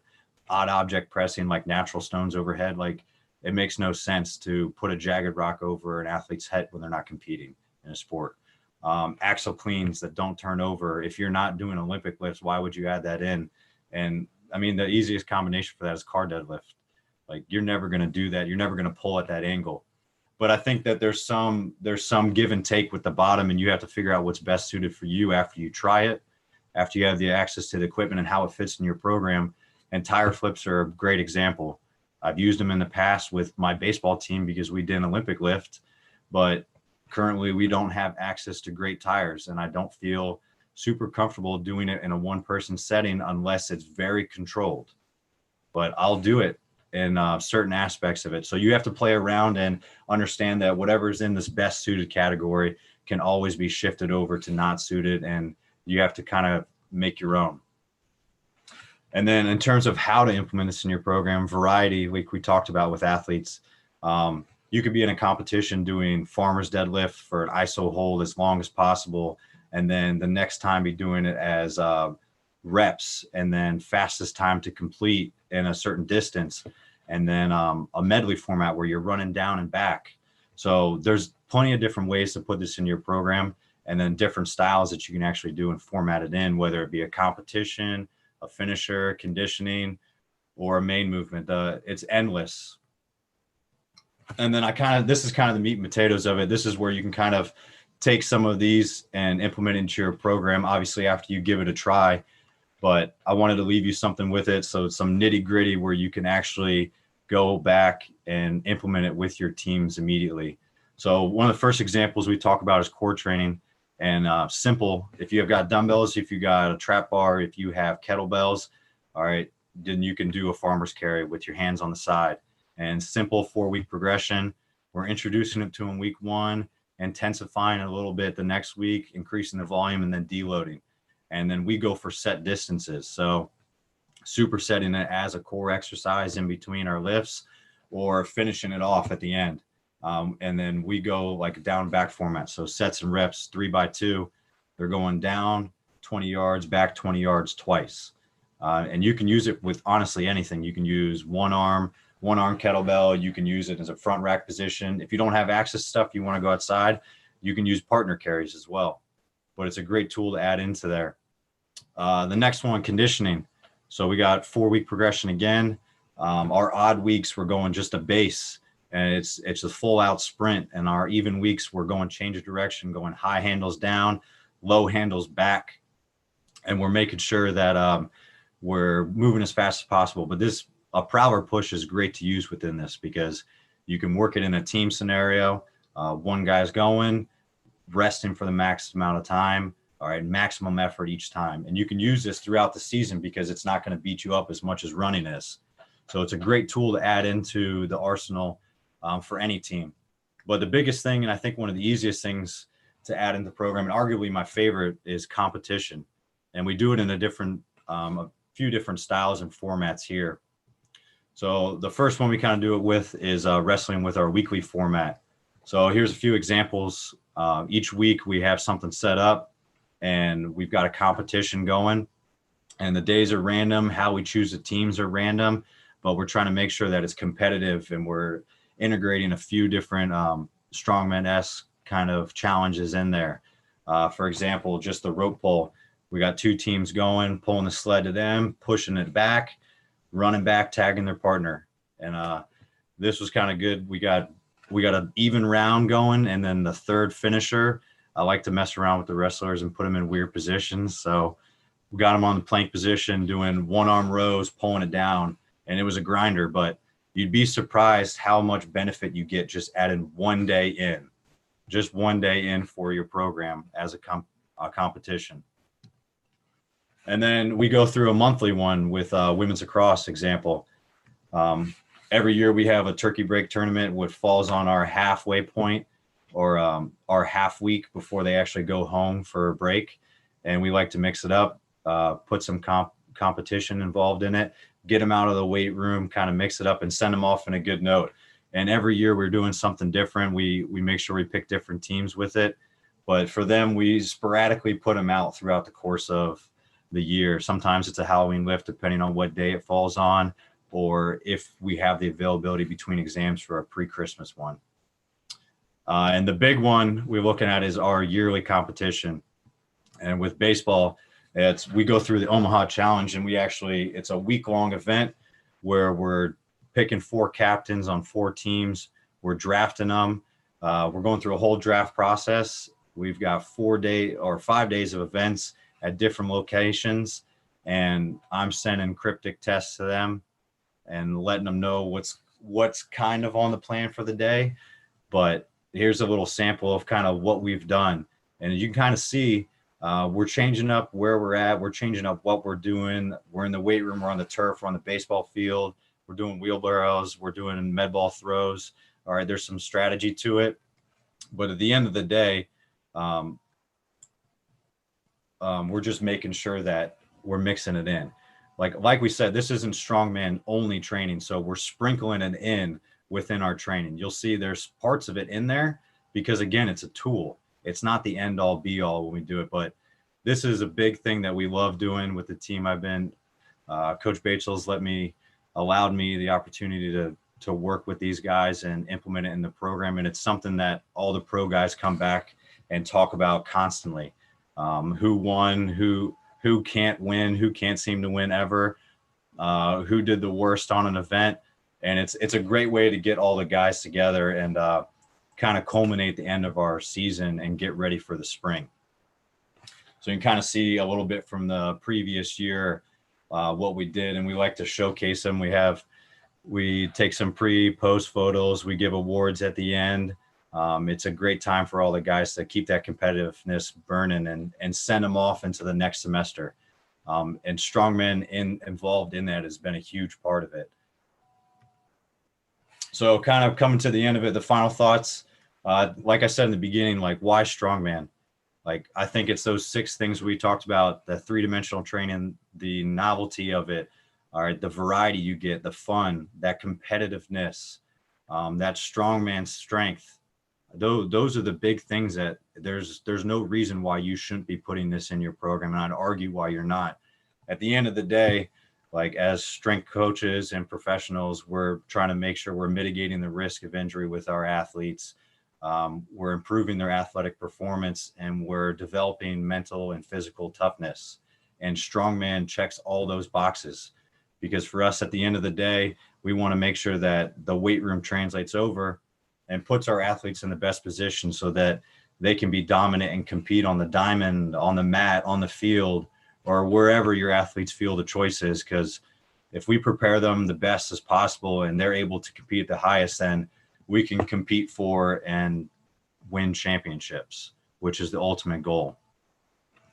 So with that, I want to thank everybody for coming on in attendance. I'm sorry, I can ramble on like this forever, and this is one of my favorite topics of all time. So if you've got any other questions, feel free to reach out to me. I'll also be presenting on this and a little bit more at our California Wrestling Coaches Clinic in October. But if you've got other questions, all my information's up here. Feel free to reach out, and I'd love to see how you guys start implementing this into your program. Feel free to let me know. But thank you all again, and good luck with everything. All right. Awesome job, Nick. Thank you so much. when you hear the word strongman, I think it kind of turns a lot of people off. But Nick, you did an awesome job of breaking down some of those misconceptions. And you come to realize that this type of training could really be utilized by any type of athlete.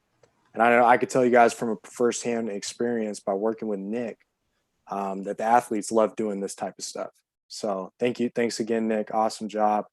You guys saw there briefly Nick's contact info, but if you want to get more information on him, if you want to connect with him, consider finding him on Instagram using the handle @_in_OB.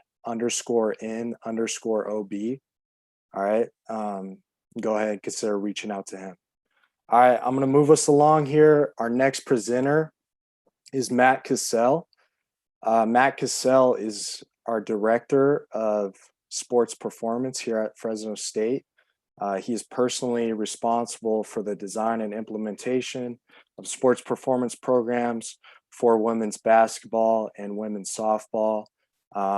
Matt, I could tell you guys this, is extremely passionate and knowledgeable about what he does. Now he's going to get the opportunity to share some of that knowledge with you guys firsthand. As you guys have kind of heard all afternoon, he's going to be talking about the athlete toolbox and kind of working through program design and implementation. So without further ado, I'll turn it over to Matt. Matt, you should be good to go.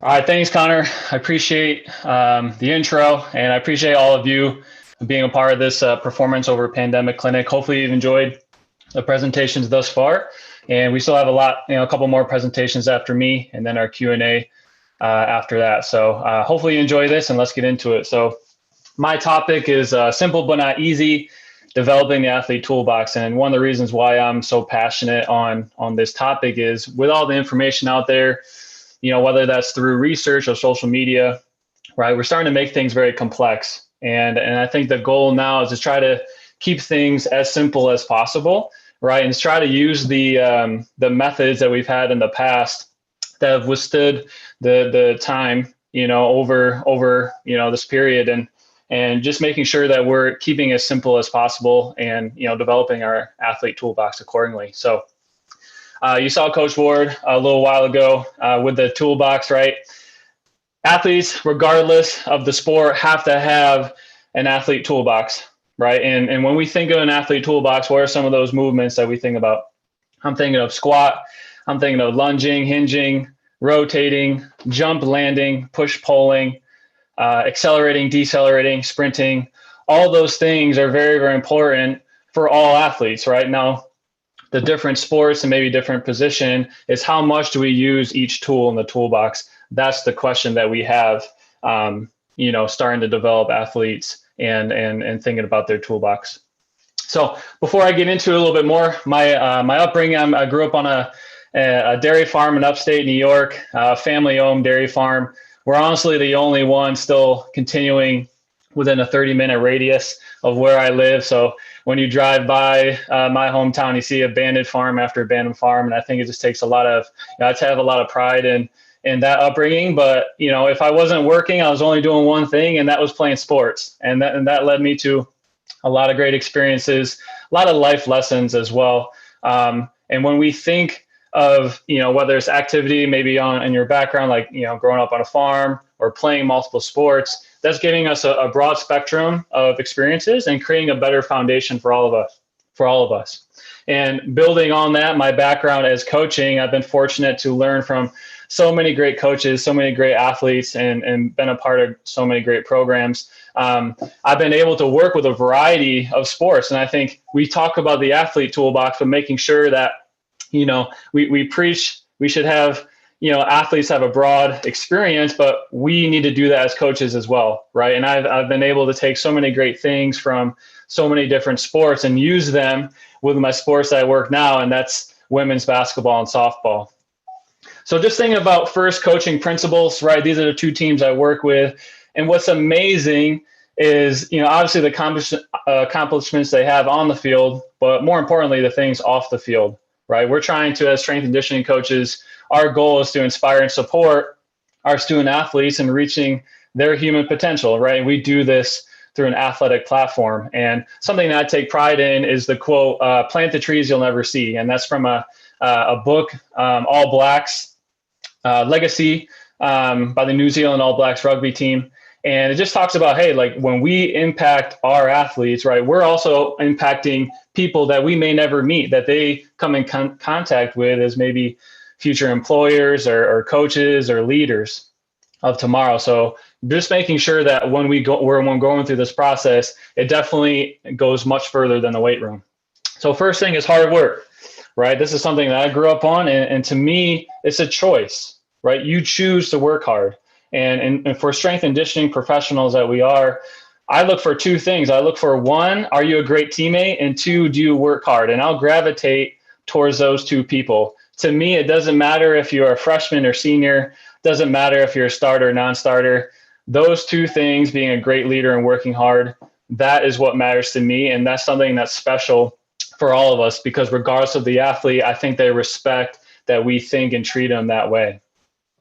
The second thing is communication and just being, truthful and honest. All relationships are built on trust and love, for one another. So, whether that's, with family, like I had with my dad, we also need to have and build some of those relationships with our athletes, right? And we need to be on a level where we can be open and honest. So I always joke that, I will always let an athlete know when they're doing something great. And I always let an athlete know when they're not. And there's nothing personal, right? But especially during this COVID-19 time, whether it's now or when they return, right? We're great role models for them. This is a challenging time for everybody. And we really need to think about guiding these athletes through not only training, but through life. And communication is a huge part of that. The last thing is discipline. And one of the worst jobs I ever had to do on the farm was walking through a plowed up field and picking up every rock bigger than a softball.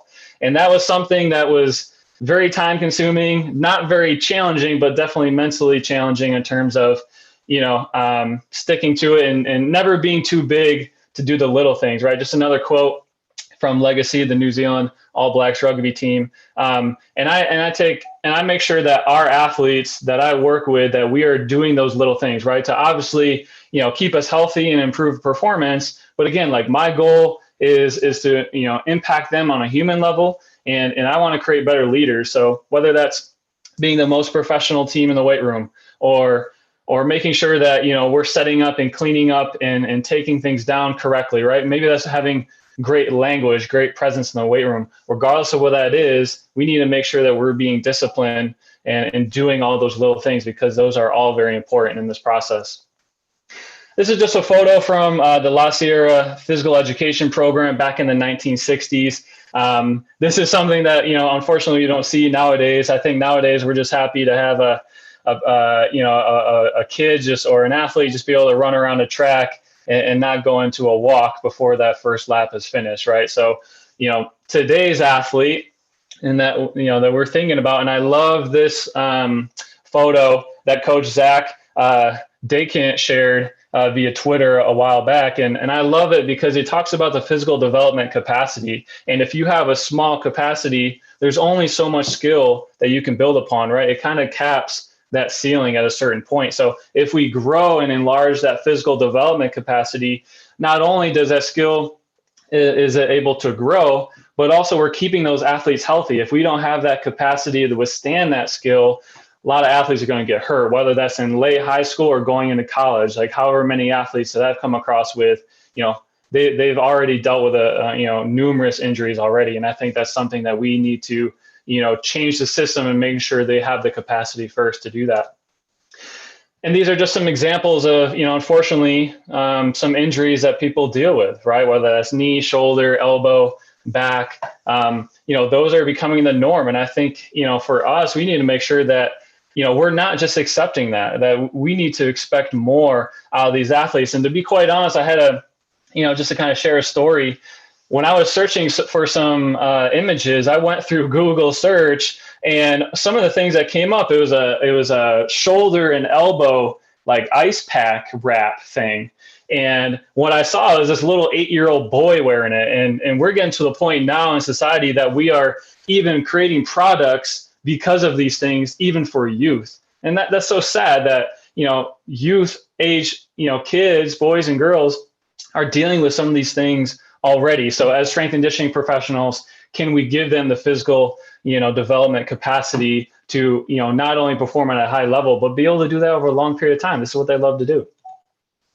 Pat Summitt, regarded as one of the best coaches in history. I bring her up because I read one of her books, and a quote came up that that went by. The guy asked her, how do you coach women differently, right? And she got really, really upset, and she said, "Don't worry about coaching women differently. Just worry about coaching basketball." So when we think of the athlete toolbox, again, I want to stress that this toolbox is the same for both men and women.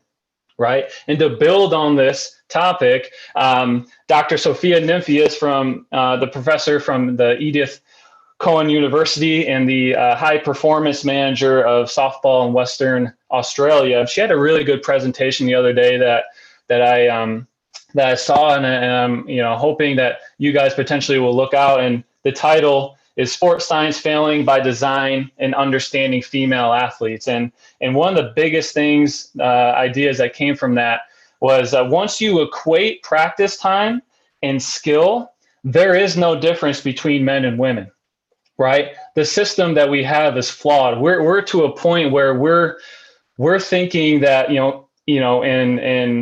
persuading and putting on this image that females are doomed for these injuries, right? Like when you go over some of the hip cue angles and the quote unquote joint laxity and hormonal changes and body composition, all those things, those are just cop-outs for what we're missing already. We need to have a system in place that is preparing not only our male athletes, but female athletes and all athletes, and making sure that we're developing that toolbox correctly. So it is nothing men and women. It is individual by individual that we look at for that toolbox.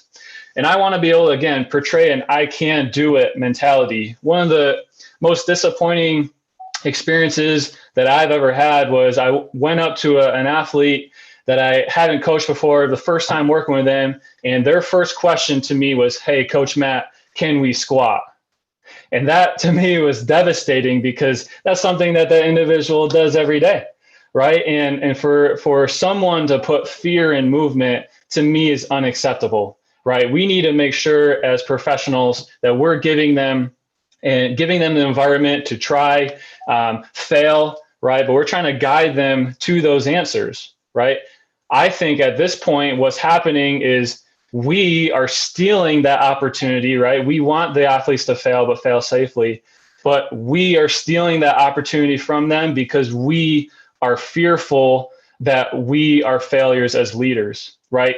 For us to be a successful leader, you have to guide them. They have to fail, but they also have to know that you believe in them and they have confidence in trying and working hard and being a good teammate, right? The more I can do it mentality. So for me, training principles, I don't really want to talk about training principles too much because you guys have, learned about these things in the past, whether it's through textbooks, things like that. But what I want to do is talk about some training maxims, some general truth statements. And the first one is better athletes become more prepared and robust blank players, right?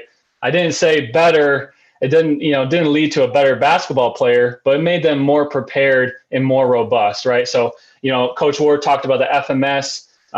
We do assess our athletes and be able to evaluate them through different testing. We have different development plans for women's basketball and softball. But I think the number one thing that all of us should be doing even more is using training as testing and being able to evaluate that 24/7. When you're able to work with your athletes, right? Because again, we're trying to give them the tools in the toolbox to give to our coaches to make them better better players, basketball players, tennis players, etc. Right? I haven't told anyone and taught anyone how to shoot a jump shot or swing a bat in my life. So, second thing is develop physical literacy and competency, right? Well, the weight room is a classroom. We're teachers. We got to be able to, especially with the physical education system, how it is.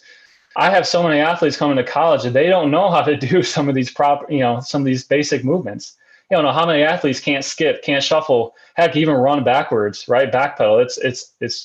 It's crazy to think about, right? So for us, we need to make sure that we are building efficiency first, right? We need to build strength before strength endurance, or power before power endurance. We need to make sure that we're teaching them an environment that they're being efficient, and then being able to do that over and over again and build competency.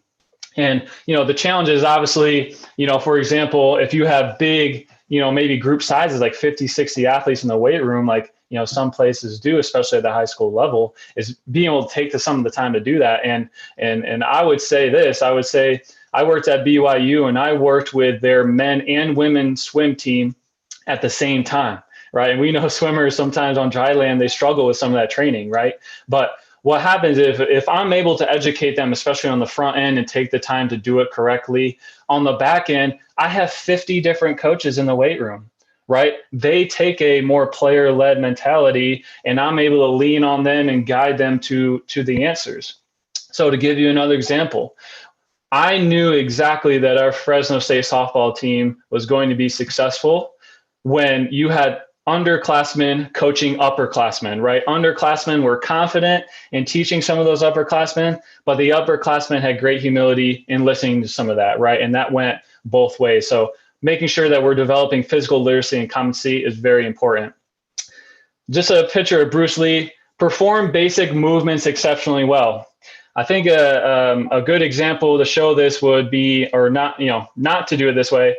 I saw a coach's program. It was a 3-day lift, and each day they had 20 different new exercises, right? You do the math, that's 60 new and different exercises in 1 week. Imagine a freshman, especially coming from this COVID-19, come in the first week, they see 60 different exercises, right? Keep it simple. And I'll show you guys in some of the programming that I have, some of the template. I keep it around 5 to 8 exercises in the lift, right? But that, you can also progress that, right? You can do different variations. You can challenge some of the different speeds and tempos and amplitudes, right? You don't have to put resistance on top of them. So when we think of the toolbox, these movements are also challenged in all different speeds, all different planes, all different amplitudes. We always like to put the hammer down and start to add weight onto it, right? Keep it simple, keep it basic, but we can progress and regress from there. This one, I got to give a shout out to Michael Naporowski from Louisville, one of my mentors of the U.S. ski team. He always had to say Arnold had to have some type of presence in every presentation, so here he is. Make sure that training supplements sport activity, and Coach O'Brien talked about it a little bit, and making sure that you guys have considerations of why you're doing what you're doing, right? For Arnold, this was his activity, right? He was a professional bodybuilder, but not saying that he couldn't, but with this type of training, is he gonna, in that body, is he gonna be able to swim at a collegiate or, at a high level, right? Or is he going to be able to throw at a high level or run and jump at a high level? Probably not. So we need to make sure that our training supplements the activity at hand. And I want to make this very clear. This training is different from sport-specific training, right? Sport-specific training is the sport itself. Let me repeat that. Sport-specific training is the sport itself, and make sure that you guys don't mix the two. So this is the Fresno State softball team. I do want to go over the template that we've had over the last over this past off season, and what we did. And our typical schedule is Monday and Friday. We would do some speed, agility, and conditioning, and then on Tuesday, Thursday we do our lift. Right. So you'd be looking at this and be wondering, well, what the heck? As a strength and powerful sport, you're only lifting twice a week. Yeah. Right. Those day 1 and day 3, there is great strength increases in some of our running and jumping and changing of direction. Right. So making sure that, I don't need to lift them 4 days, right, to get some of these great things. Right. And we'll talk about it more. The day 2 and day 4 lifts, what I'm looking at is the first thing, mobility. I love what Coach Flores talked about with FRC. I think those are great concepts, and that I want to also dive deep on, but I also want to build into some balance and stability work, right? I want to have tension and control from fingernails to toenails. I'll use different implements to do that too, not just your body weight, but using hurdles, stick, different types of crawls, med balls, kettlebells, dumbbells, right? Coach Nick talked about some of those things in the strongman implements as well. I think that could be a great time to do some of those things as well. And then building into the training session, starting with A1, I like to do some speed strength or strength speed work first. I will do some Olympic lifts or variations of, depending on the individual or the sport, right? So my pitchers probably not with that risk reward of being able to catch in that position, probably not that. But I will do some variations. I will combine it with some post-activation potentiation work, or depending if we're in season, maybe some mobility work and even some individual work to give some athletes some autonomy, right? And work on some of those weaknesses. Also building into the B series, I'll do some squat or deadlift variations. This is where I do some single leg work as well. I love that work. That is the way to work, instead of standing on BOSU balls and stability balls and things like that, we are playing on the ground.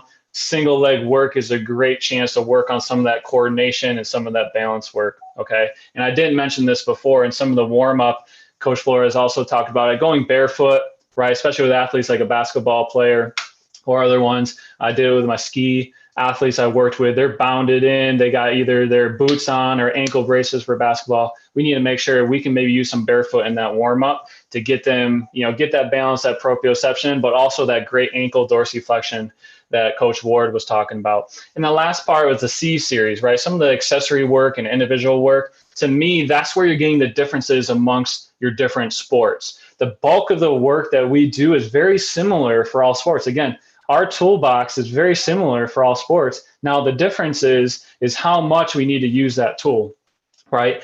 How sharp does that tool need to be and what we're going to be using? So that's where the C series comes in. And then that individual work, I do give my athletes some autonomy from some of the meetings that I have, whether it's before or during the season. So that's also important.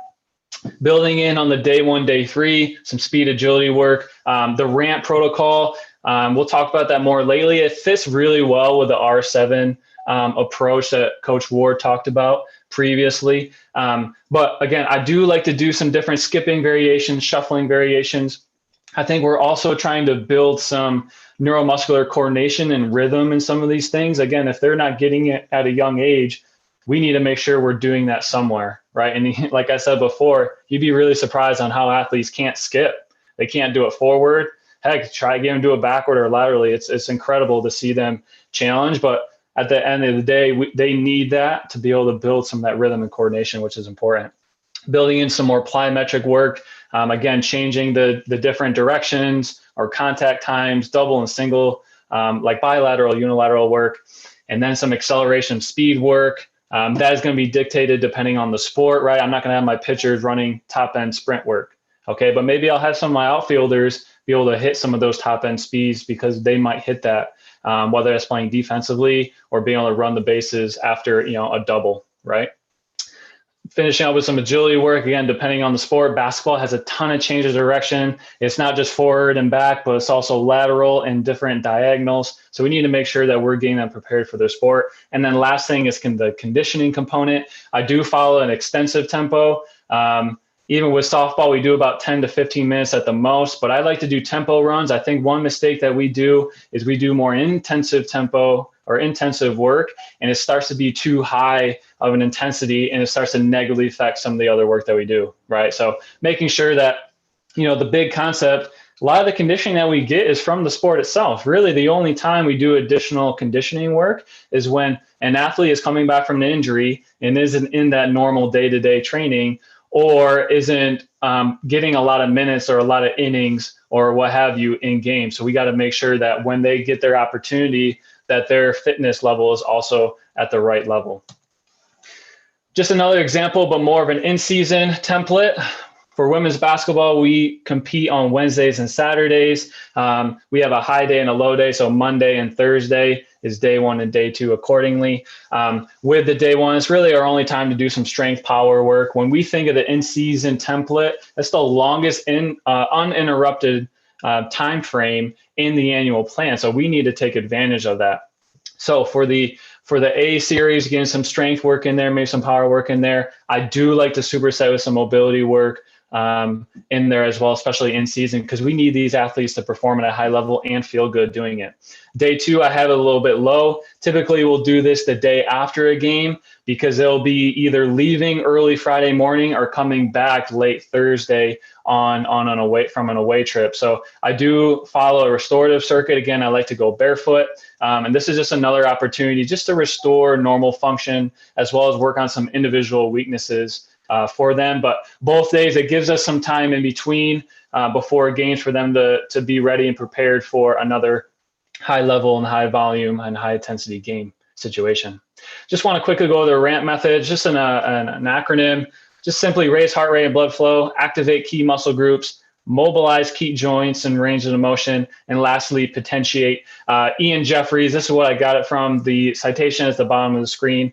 Again, I think this fits really, really well with the R7 series, and it's something I've used with my teams. Here's just an example of the softball RAMP method, as well as a basketball RAMP method for your viewing once you get a chance. But more importantly, I want to talk about the COVID-19 and how that's changed a lot of our mentality, right? So when I'm thinking of some of the physiological changes of our athletes, I think that obviously the training's been different, but more importantly, the normal routine has been different, right? So even me as a coach, I'm not getting 2 to 3 miles probably walking around and coaching anymore, right? And that's changed me physiologically a lot, right? And we have to think about the same thing with our athletes. They're not walking around and going to classes anymore, or walking around going to practice or games, et cetera. So we need to understand that normal routine is different. And obviously when we come back, we need to be cognizant of the soft tissue injuries, and because their training hasn't been consistent, but we also have to think about the non-contractile tissues that are being affected as well, right? So when I'm not getting the normal loading in my normal daily routine, I'm really worried about tendons, I'm really worried about ligaments, and I'm really worried about bone when we come back from COVID-19. And some of those things might not show them their faces early, but later on, we need to make sure that those things aren't happening later, that they're taking away from practices and games. So this is just a good photo of what I think of our athletes are dealing with nowadays, right? We're feeling alone. There's no sport. Sometimes that safety and fear, with the mask on, athlete is on their phone trying to have connection with people and they're feeling isolated. We need to make sure that's not just physical as well, but mental, right? So what are you doing to connect with your athletes? I'm texting, I'm calling, using Marco Polo app, using social media, but I'm doing that to connect with them on a human level, right? We're all in this together, and we need to make sure that the mental part of it is just as important as the physical part of it. And that's where that communication comes in, right? So here, and I think it's really important when we come back from the COVID-19, I think we need to be listening more, right? We need to be listening to what our athletes are saying, right? As leaders, we need to be listening to what the rest of the staff is saying, because it's more than just sport. They're dealing with a lot of things outside of sport now with this COVID-19, right? So they're gonna be coming in feeling isolated, things like that. We need to listen to them and guide them and help them be adaptable. Again, we're role models for them, and we're filling in that role for their parents, et cetera. So this is really, really important. So when we're thinking about training, what I think about when I give them their programs, it's hard because everyone's in their own situation, right? Equipment, space, time, all those things have changed. It's not the same for everyone, right? We're not able to go to the gym and train like we normally have, right? A lot of my athletes don't even have the equipment. They don't have a lot of space. So what my goal is to make a schedule, make a plan that helps guide them to the right answers. And I follow up with them. I communicate with them weekly to make the best decisions. But I want to give them something that we can make the best decisions from. And that's something that's really, really important. When we're trying to develop the athlete toolbox, again, they need autonomy. They need to have some skin in the game, because ultimately player-led athletes are being and excelling at a higher level during this time, right? Coach-led athletes are struggling. So I need to make sure that player-led, and I believe my athletes they're responding well and following the schedule and doing what they need to do. And here's just some examples. I give some self-care options, some lift warm-up options. I do like variety. I think one of the worst things, and I agree with Coach O'Brien, is monotony in your training, right? The only time I have consistency is for games, right? Before games. But for the most part, I do have some variety in our training, because again, we need to be progressing them, but they also need to be engaged in learning new things. So These are two examples that I give them. I've actually had them in the past in their normal program. So I can give an athlete a group, the Herta mobility, as well as give the other group the shoulder tubing routine, for example. I can also have them do maybe the squat warm up and then maybe teach something new. So I've actually expanded on this, whether it's speed power, warm up options or training options, agility diagrams, things like that. Just trying to give them as much as I can and then guide them to the right answer, right? It's been challenging for all of us, so it's hard to make a specific plan for everybody. I appreciate you guys being on and joining us again. Hopefully you're able to take something away from my presentation. We have some really great presentations coming up, so please stay tuned and join us for the question and answer. But again, thank you for the time, and go Dogs. All right, thanks, Matt. He gave a lot of great insights there on adding to our athletes' movement arsenals. And he also did a great job of touching on, our athletes. They're developing physically, but also mentally. So we need to be cognizant of that when they come back. Matt is so passionate about what he does, and he puts a lot of great content on mindset and leadership on his social media as well. You can go check him out on Instagram at mcasale44. Also, make sure to follow our strength staff on Instagram at Fresno Built. We got some good content on there. Favorite Fresno State athletes are featured. Your strength coaches are heavily featured. So go give us a follow on there. If you're just now joining in on the fun, we have a Q&A session at the end of the evening. If you guys have questions about our speakers' topics, make sure you're going to our Instagram page at Fresno Built and asking those questions, addressing those questions on there. We'll get to that at the end of the night with Coach DeMarcus Moon. He works with our water polo program here at Fresno State, and you guys want to give him some love and give him a follow on Instagram as well. He's at OVO_DMoon21. For our next speaker, she's here to present on something I think is so valuable to all you coaches, especially those of you with younger athletes out there, and that's reducing the likelihood of injury through recognizing biomechanical weak areas. We got Natalia Toporowski. She's been a strength coach here at Fresno State for 5 years now, and she's become quite the expert on her topic due to the amount of sports she's had the opportunity to work with here. Currently, she works with our women's golf program and our tennis teams. Go ahead, Nat. Thank you, Henry, for that introduction. And thank you, everyone who's joining us today. My fellow coaches have had some fantastic info for you guys. And I'm hoping you're going to get a lot out of it and get some ideas to use in training your athletes and training yourself, etc. Let me get on here.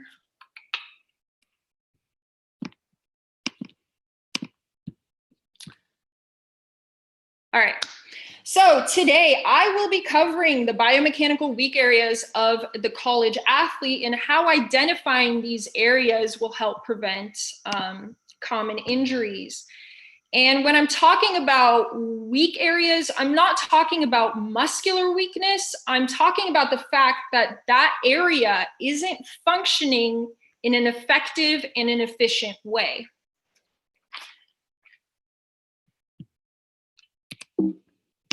So why is this kind of important to me? I'm going to cover some background info. I'm originally from Canada, and I was a nationally ranked tennis player there. And I didn't really have a lot of exposure to weight training at that time as a junior. I think the most weight I ever lifted was probably a 10-pound dumbbell. But going into college training, getting a scholarship, and, given the rigors of being a college athlete, within 2 years, I ended up getting shoulder surgery for a torn labrum and a torn rotator cuff. And that really put a dent in my college career. I managed to heal from that, ended up playing tennis professionally. I avoided any major issues, but when I came to Fresno State and first started working there, the first few months, I joined a co-ed soccer league, and I tore my ACL playing a game. And for someone who had been extremely active my entire life, that was really, really devastating. And I think sometimes we're not really aware of how much of an emotional toll being injured can take on an athlete. And it really made me aware of that. I think Coach O'Brien really talked about this, that as coaches, our goal is to mitigate risk and make sure that our athletes are best prepared to play their sport. Anytime that we can identify an area where they're struggling in and we can help with that, we're going to help them down the road and allow them to basically play the sport that they love. So going into this, I'm going to talk about kind of our sports needs analysis and how that helps us determine a training program and help provide our athletes with the right toolbox to play their sport, as Coach Casale talked about. So when we're building an athlete, things that we are looking at are what energy systems does their sport require? Are they predominantly aerobic or anaerobic? What planes of motion are they using here? Are they sagittal, frontal, transverse? And given that sport is very dynamic, we can't just stick to one mode of training. What are the primary muscle groups used? With their shot selection, are they kicking a soccer ball? Are they shooting a basketball? What are they using to do that? And what type of movement are they using in their sport? Is it linear, lateral? Is there a lot of change of direction? Are they accelerating? Are they decelerating? And other factors that we have to take into account are how long their playing season lasts. We can't, we have to assume that this is a year-round athlete and they're going to need to be at the top of their game for the majority of the time. And based on that, we are going to do training periodization that allows them to play at an optimal level when needed. Other things we look at are their playing surface. Are they playing on grass, turf, concrete? That's going to determine things that we have to also focus on. So conditioning becomes a really important factor in what we do with our athletes, because at the end of the day, a fatigued athlete is going to break down biomechanically. So it doesn't really matter how good their movement is. When they're tired, they're not really going to perform very well. So I'm just going to run through this real quick. What is our point play duration? How long is the athlete really playing their sport? And are they doing this individually in the case of, golf or tennis, or are they part of a team and they get to take breaks and, pass off the effort to other players? Also, game match duration, how long are they going to be playing in total? Are we talking about several hours, and do they get to sub out? With certain sports, we're also looking at a tournament duration. We have sports that could potentially be playing multiple games on the same day, and that is going to affect them pretty negatively. So we have to take that into account. Also, will they be playing several days in a row in a weekend series, for example? So our work-rest ratio is looking at how long the rest periods are between points and what type of timeouts will they have, how long those will take.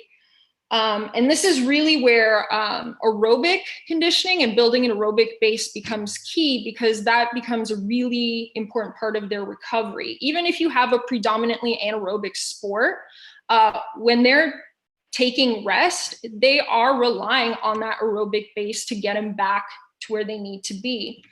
And then the last thing we're going to look at is what type of testing are we using for our conditioning? How are we measuring the sport-specific progress? Obviously, I'm not going to have a golfer run a beep test. It's not helpful. It doesn't give me any information, and it's not really a big part of their sport. So the way I'm going to structure this is we're going to be kind of looking at issues, injuries that can happen with it, kind of the prevention, the strength. And we use FMS assessments as coaches here at Fresno State. But if you don't have access to an FMS kit, or you're not certified, or you have no idea what it is, the issues are basically red flags that we would look at that would say that, maybe this athlete isn't very strong in this area. Injuries, just common injuries that might crop up due to these issues. If you see an athlete getting injured kind of consistently in this one area, chances are they're kind of weak there. Prevention, that's basically our R1 through R3 that Coach Ward talked about earlier, which is our release, reset, and readiness. And then our strength is basically the resistance training that we're doing to kind of help with that. So with weak core development, now with core, I'm not talking about your abs. I'm talking about all the muscles that are between your shoulders and your knees, all your spinal stabilizers and whatnot. So things that are kind of red flags, if an athlete has strength or hypertrophy asymmetry, and then, that might be an indicator if they got poor range of motion along their trunk. And a big one, of course, being poor posture. That could be something that leads to weak core development. So the injuries that we look at are paraspinal muscle strains, any kind of abdominal muscle strains, lumbar disc degeneration, and hernias. And the way that we can help kind of, prevent and prep our athletes if we see these types of issues are doing things such as cat-cow stretches, quadruped T-spine rotations, banded dead bugs, bear crawls, and bird dogs. I'm not going to show you guys videos of these because we'd be here for hours, but these are just ideas that you can use and, kind of research on your own. And from a strength standpoint, we want to look at all the different motions that the athlete goes through. So if we're looking at flexion, jackknives are a really good exercise to use. In terms of extension, any type of back extension movements are great. For rotation, banded wood chops are something that I use. You can also use stuff like med balls to do rotational exercises, and anti-rotation movements such as a Palloff press are great for building that kind of bracing along the core. Next thing we're going to look at is weak hip stability. Now, here are some things that we can see is if an athlete has fairly weak hip abductors. So we're looking at an athlete whose knee kind of collapses inwards. Chances are that's kind of an indicator of that. And their adductors tend to be a little bit overworked. Another thing that crops up is, if this athlete doesn't have a lot of exposure to different playing surfaces, I think Coach Flores talks about kind of the barefoot training, that helps. But if they've only been playing on one surface, they're not really getting the stability training that they need. Poor posture, once again, another thing that can lead to weak hip stability. And any issues with single leg balance. You ask the athlete to stand on one leg, they can't. Chances are they don't, they have issues with that. So injuries that will crop up are knee ligament sprain or ruptures. That's your ACL tears, meniscus tears, and ankle sprains. A lot of times if an athlete has weak hip stability, trying to change direction falls kind of on, their feet, and they tend to hurt themselves with that. So things that we can do prevention wise is, because those adductors tend to be overworked, any type of adductor stretch is helpful. The tensor fascia lata, so self-release is also helpful because the TFL tends to be overworked too. So any type of monster walks with mini bands, any type of 3-point band taps and standing band hydrants help with that. And in terms of resistance training, trying to get some pistol squats in, some progressions into pistol squats, some single leg work like single leg kettlebell RDLs, and any type of lunges are a fantastic way to help with that. Next thing we're going to look at is a weak posterior chain. And with these athletes, what we're going to see is there's an inability to hip hinge properly. So that hip extension doesn't happen. And in a lot of sports, it's needed. So we'll look at, an athlete who can't really hip hinge. They have a lower cross end. And basically what that means is the hip flexors tend to be overactive and they completely bypass the glutes within the movement. And so our hamstrings and our erector spinae get kind of overworked with that. Another thing is, once again, poor posture, and that leads to quad dominance. And it happens a lot with sitting where, you're sitting on your glutes all day long, they kind of become your feet. And so your quads tend to take on the load. So injuries that we'll see are any type of muscle strain with the thighs, some patellar tendinopathy, extensor ruptures, and back sprains and strains, because your lower back ends up having to overwork to make up for the fact that you're not really efficient with that hip extension. So ways that we can help prevent it: hip flexor couch stretches, banded hamstring distractions, just to kind of take that load off the hip flexors and that load off the hamstrings for being overworked. But then we want to teach an athlete to hip hinge properly. So we're going to bring in some seated band hip extensions, some single leg glute bridges. Any type of glute activation is super helpful. In regards to strength training, now we can argue that a traditional deadlift is probably a fantastic posterior chain exercise. But if my athlete can't hip hinge and doesn't have good hip extension, I might be doing more harm than good. So, we can find variations that help them and take that lower back strain out of it. So we're looking at trap bar deadlifts, any type of isometric or eccentric movements where the athlete really has to stabilize and brace are fantastic. And then a barbell hip thrust is also a really good one, because they do have to extend at the top, but now we're not putting them in, kind of a more dangerous position. Next thing we're going to talk about is weak shoulder stability. So issues that'll crop up with that as well are, unilateral discrepancies. The athlete is using one side of their body more so than the other. There's poor external shoulder range of motion and poor posture. And both Coach Ward and I think Coach Flores talked about kyphosis. So basically what's happening here is the shoulder can't really externally rotate properly, so it's not getting into a stable position. And a lot of athletes, when you are doing, like a overhead serve right here or throwing motion, you're kind of doing that internal rotation. So injuries that can happen if that shoulder isn't stable are labral tears, any type of shoulder impingement, and any type of rotator cuff tendinopathy or tears.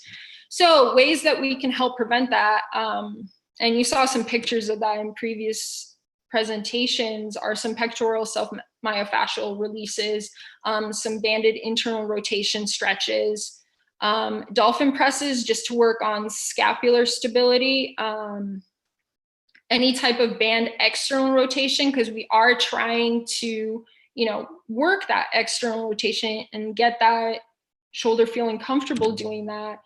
And I like doing a dowel lift with behind the neck reach. It's, you put your athlete in kind of a Superman position and they use the dowel to kind of extend it out and in behind the neck. For strength training, landmine overhead presses are a really good training exercise that I like to use. And overhead kettlebell carries are also fantastic for kind of helping build that stability and that strength.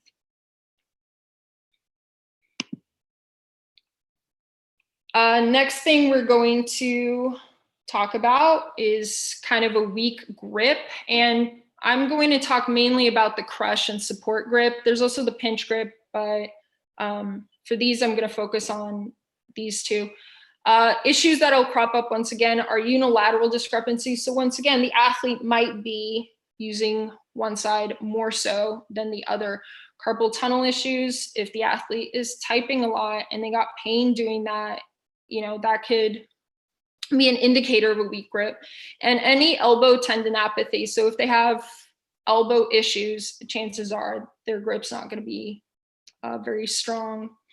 So injuries that we'll see with these are TFCC tears, extensor carpi ulnaris tendinitis, carpal ligament sprains, or wrist fractures.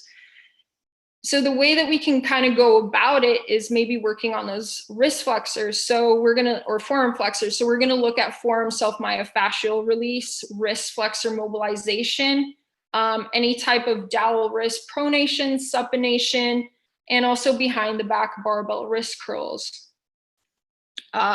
Strength training that we can do. A great one for crush grip is actually towel pull-ups. For support grip, we're looking at single arm bottoms up kettlebell carries. And that is also an exercise that builds stability in the shoulder. So you kind of get a 2-for-1 deal with that one. And for Pinch grip, we can look at plate flips, flipping the plate, couching it. Now, other factors that we need to consider when we're dealing with our athletes that will affect their play and will affect, how well they perform. One thing is recovery. Are the athletes doing the things that they need to do to help them recover from what it is that we're asking them to do? If recovery is inefficient, or it's not something that they take seriously, we're going to have problems, getting them where they need to be. Diet is huge.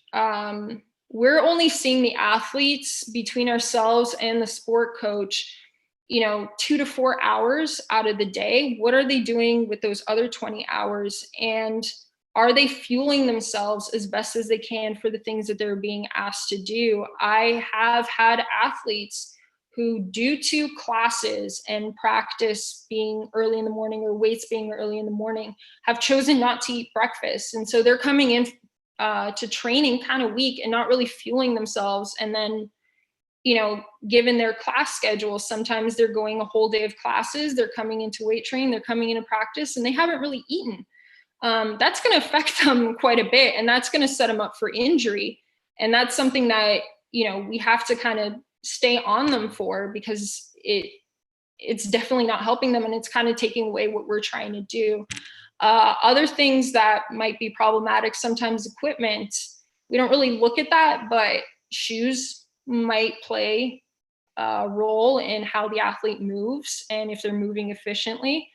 A bat or a tennis racket or a golf club, if it's weighted improperly, that's going to hurt the athlete. That's going to cause inflammation.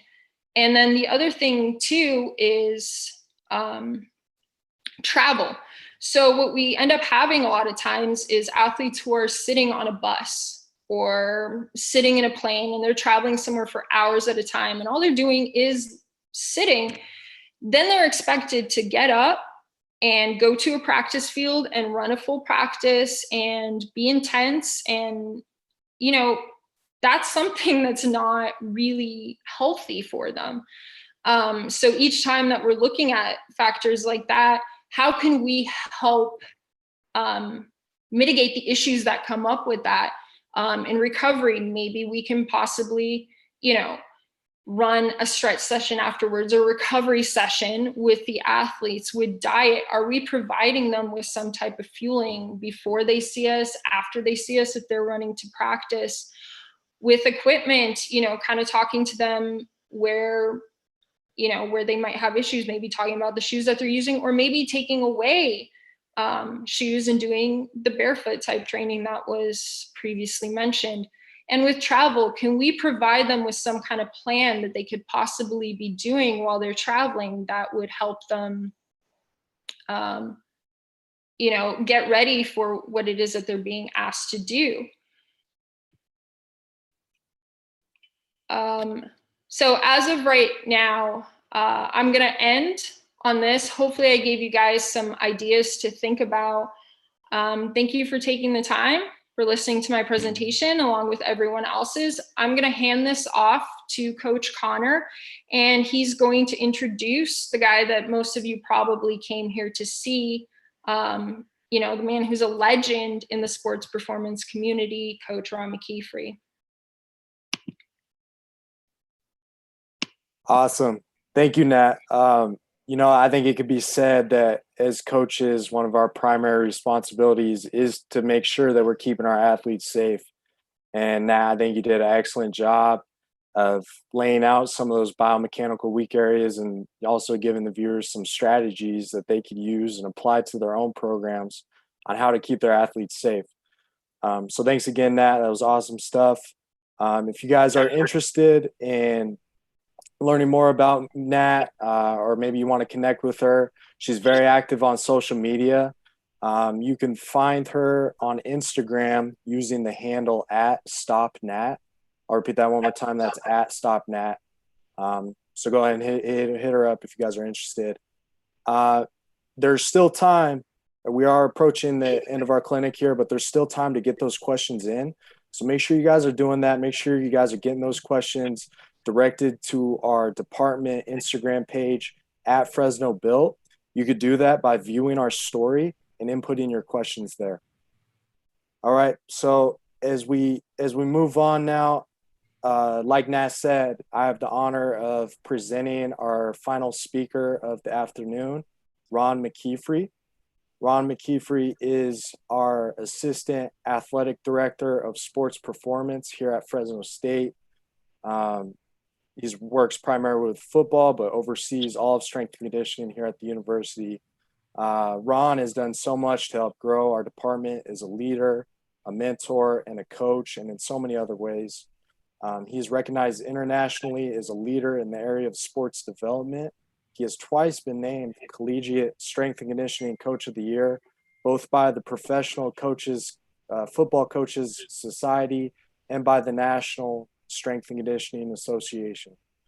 Ron is also an author of 2 international bestsellers. Those titles are CEO Strength Coach and Weight Room Wisdom. So I would encourage you guys to check out those titles if you have not already. There's a lot to be taken out of there. And as I turn it over to Ron here, he's going to be talking to you guys a little bit about creating culture within the weight room. So without further ado, I'm going to hand this off to Ron McKeefery. Awesome. Hey, thanks, Connor. And thanks to our entire staff. What an awesome job each and every one of them have done. Super proud of the department that we've built here at Fresno, and fired up to spend a little time with you guys today talking a little bit about culture. So I'm going to share my screen and get rolling here a little bit on talking about the art of establishing a winning strength and conditioning culture. I've been very blessed that I've had the opportunity to be at a lot of different programs, and I've seen the wins, I've seen the losses, and no matter what situation you're going into, whether or not you're coming into a new situation, you're in a team environment, or you're on maybe the out of a team environment, it's usually dependent upon the strength and conditioning culture or the culture as a whole. So let's dive into this. I got about 30 minutes to do a 60-minute presentation, so we're going to get going here. One of the very first things that I had learned as a coach was, and a quote that really hit me, was that for things to change, somebody somewhere has to start acting differently.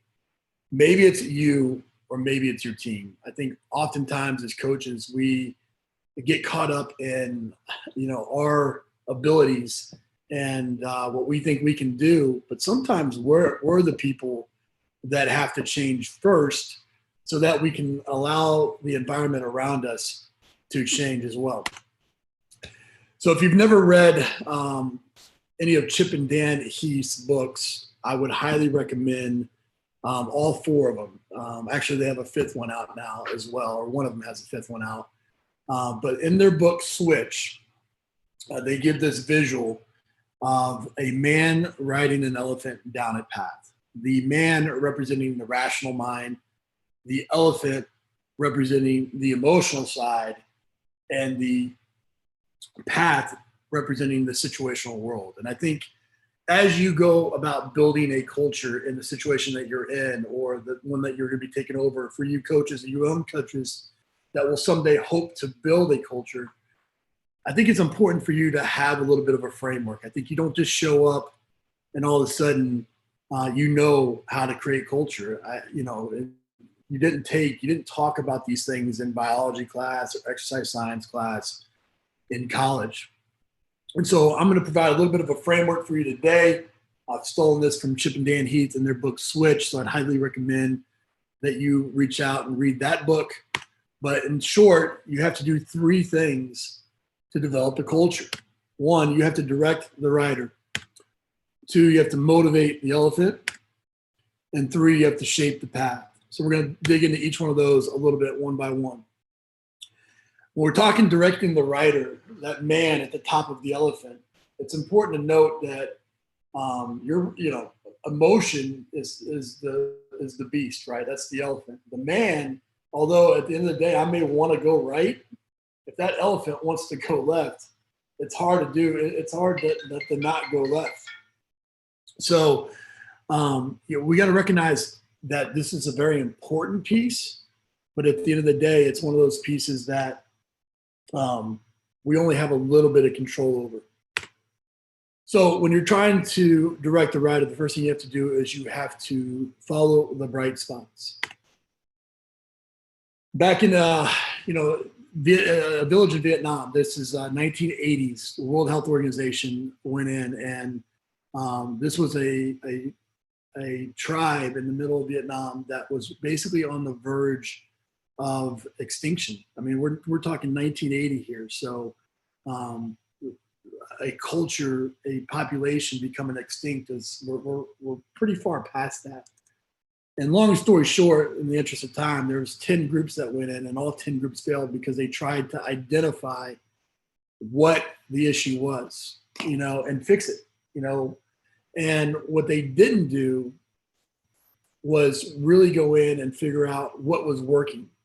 So the 11th group went in and found maybe this family was not, they didn't have any of the diseases, and maybe this family was carrying their weight a little bit better, and maybe this family learned how to prepare their food in a way that was not going to prevent rotting and those types of things. And so there's this positive negative asymmetry that happens sometimes when we take over a new situation. We feel like we have all the answers. We're there for a reason. We're coming into a losing team. We're taking over because we've got the answers. And it's easy to point out all the negative things and try to fix those things. But oftentimes what we should do is really look to see, okay, what has worked first? When I got to Eastern Michigan, years ago, this was a program that had not had a winning season in over 20 years, had not been to a bowl game in over the same period or more, had several players, a significant amount of players test positive for drugs, racism incident on campus. A player was murdered on the team, because of the community. Like, there was a lot of things bad about the place, a place that you wouldn't normally run to. But what I saw was an opportunity there to really go in and figure out what was working. Despite all that, none of the team left. For the entire semester, they bonded together, and so there was a camaraderie amongst the team that didn't exist, but amongst the team versus with the coaches or with the institution. So we had to really build them up, and we had to build trust, and we had to show and identify that and bring out the good. And so when we're looking at creating a change, we don't necessarily need to go in and have all the answers. We just need to simply help direct the rider, help find what's working, and then turn around and have those individuals and direct them to provide solutions for the rest of their colleagues. Next, you want to script the critical moves. There's often this decision paralysis that takes place whenever you give lots of solutions. Anytime you give a lot of choices, there's some mental energy that happens. I always talk about my wife. Not too long ago, she bought a new car, and we got it nailed down to a specific car that she liked. And ultimately, it was a white car and a black car, and she couldn't decide on the color. And so, I'm telling her, hey, look, babe, buy whatever one you like. You deserve it, blah, blah, blah. And she feels good about it, and we drive off the lot, and we're not a mile down the street, and she's like, man, I should have gotten the white one. And these energy, these choices, they provide they frighten the elephant because it's complex, and they exhaust the rider because you're constantly thinking about it. So in our program here, I make sure that we try to be coach-led second, or coach-led first and player-led second.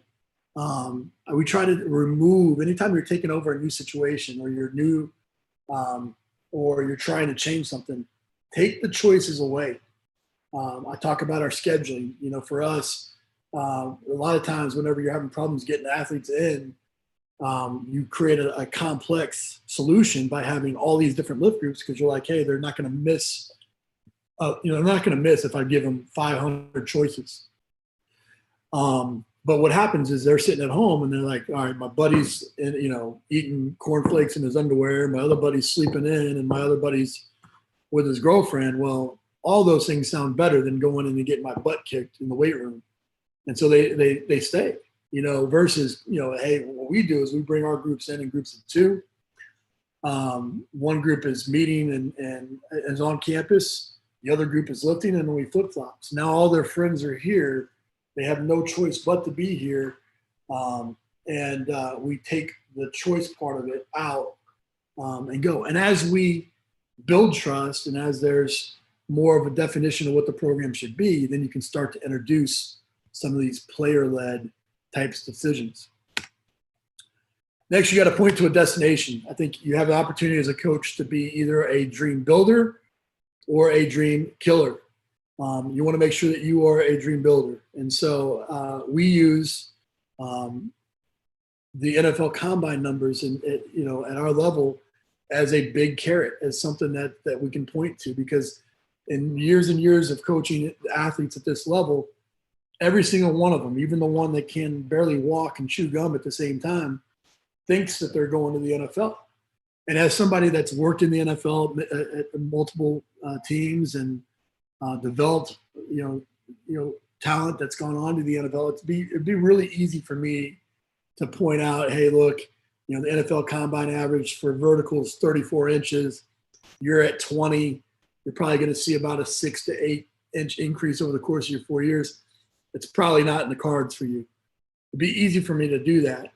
But rather than do that, what we do is we define good. And I think this is an important part when you're talking about the rational mind. You have to define good. You don't have to say that you can't do it. All you have to do is say, this is what you have to do to accomplish what you want to accomplish. So we paint the picture. This is, we use NFL Combine statistics. We get the average. That's the top 5% of college football. We provide the range. We define where they came in at, what they're currently at, and what their goal is for that training period. This is their short-term goal. This is always their long-term goal. And now we've gone from being the person they have to fight with because they don't like being uncomfortable when they come in the weight room. They don't necessarily want to work hard.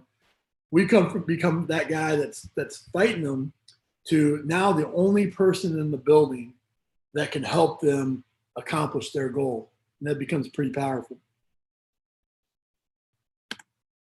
Now, as we talk about motivating the elephant, this is really where the rubber meets the road.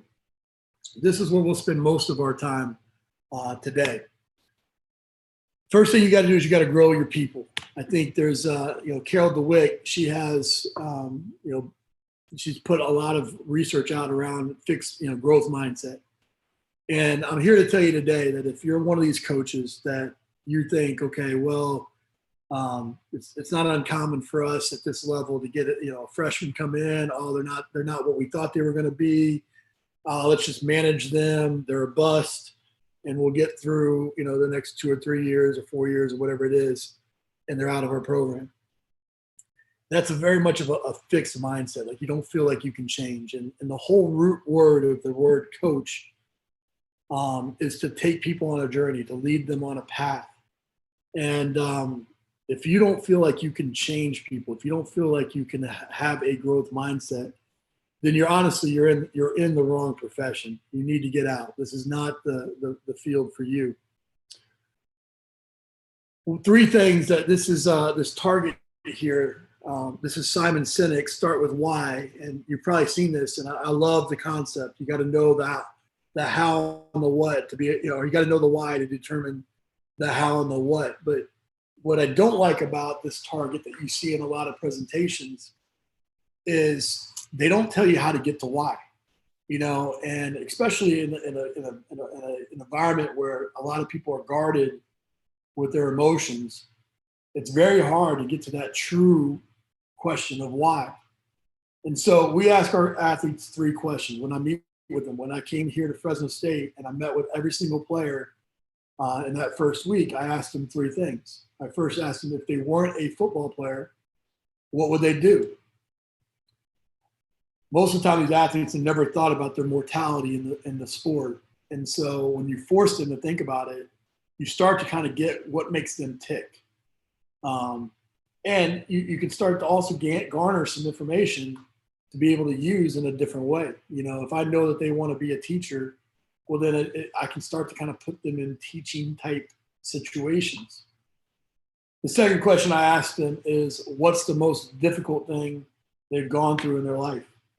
You really want to get to the core of somebody, find out what they've gone through. Usually we're a product of our adversities. And so that's usually a really strong question. And then I followed up lastly with, who is the most influential person in their life? And I find this out because I want to know who that person is, and just, hear the story. But I really want that because I want permission to call that person. And for that next week or two, I'm making calls on my way home, talking to that most influential person, and ultimately having that person sign off on me. It's nice for them to hear that they're the most influential person, because oftentimes that's not the case. They don't know that. Usually a really powerful conversation between me and them, but then they hang up the phone, and 9 times out of 10, they're calling that athlete and telling them that, hey, they got a coach that really cares about them. And now I've got the most influential person in their life kind of signing off on me to be in their life. So I'm able to build trust really, really quickly with just 3 questions. And if you think that if you just rattle these questions off and they're going to tell you, you're wrong. You have to model this. Like all 3 of these questions, I answer these questions first. I tell them about what I would have done if I wasn't a football player. I tell them about, my brother being murdered. I tell them about, my wife being the most influential person in my life, and go into those stories and kind of model the kind of depth of answer that I'm looking for. So I promise you, if you get nothing else out of this talk, if you just ask those 3 questions right there, remember your team, you're going to change your culture in a real positive way. Next, you want to find the feeling. There's 2 ways to kind of change behavior. One is analyze, think, change, right? I should be able to tell you, drink more water because water is good for you.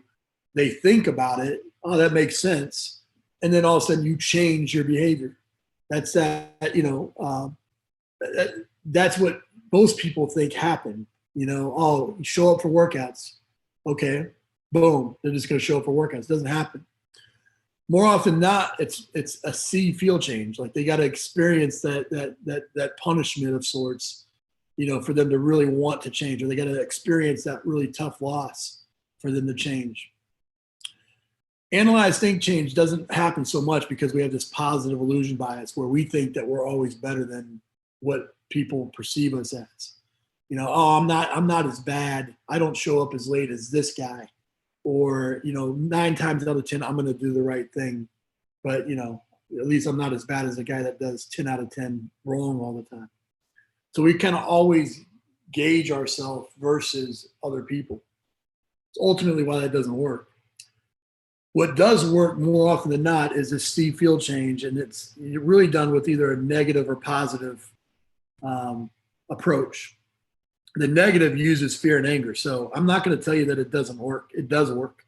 There's got to be there is a stick, and a stick does work out of the carrot and the stick. The difference here in the way that we use it with our program is it's got to be clearly defined. Like you got to communicate it very clearly. They got to know exactly what it is, and you have to be 100% consistent. So if we tell you that you're going to run in at 8, 8, and 8, so 8 laps around our field, 100 yards of up downs every 10 yard, and then 8 prowler pushes across the field at 6 o'clock in the morning for missing, then it doesn't matter if you're the starter, you flipped the car off a crying baby to get, but you missed, or whatever the reason, you do it every single time. Because the consistency is what will cripple your program if you don't. What I like to use more often than not is the curiosity and joy, the positive. Like if I can get our athletes coming to our weight room every day and they're like, oh man, what's Coach Mack got for me today? Or, oh man, what's Coach Ward or Coach Casale or, the rest of our coaching staff, what do they have for us today? Then it's a much more enjoyable environment. And we have a lot of fun. So I'm going to give you 5 ways today that you can create curiosity and joy in your program tomorrow. First, you got to create life experiences. I think anytime that you create a life experience, you take somebody like, this is a picture of us climbing Mount LeConte, the tallest mountain in Tennessee with our seniors, and then they got to choose somebody to bring with them. Half that group have never been on a mountain. Half of them grew up in, concrete jungles. And so them even being out in nature was a life experience. This is me up in the Eastern with, a handful of guys doing a polar plunge. This was awful. I grew up, I did most of my coaching in the Southeast. I am a warm weather guy. I did not want to jump into a freezing lake, even less this day when it was even twice as cold the next year. But it was a life experience. It was a life experience for those players and myself as a coach. This is us climbing sand dunes at Warren Dunes State Park. We camped out on we had a camp out on the beach of a Great Lake. Half of them hadn't seen a Great Lake before. We camped out. Some of them hadn't even camped. We did an agility workout on the beach. Some of them hadn't done that. And we finished it by climbing sand dune, which I hadn't done, which is quite possibly one of the hardest things I've ever done, to be honest with you. This is us at the top of the mountain there. This is a couple guys whitewater rafting at Tennessee. Took our team whitewater rafting. These are all draft picks. 4 of them are top 3 round draft picks, and you see smiles on their faces. Did we give up a day of training to do this? Absolutely. The joy and the curiosity that we got, the smiles and the memories, built so much rapport that I could have asked them to do 5,000 reps on squats, and they would have done it.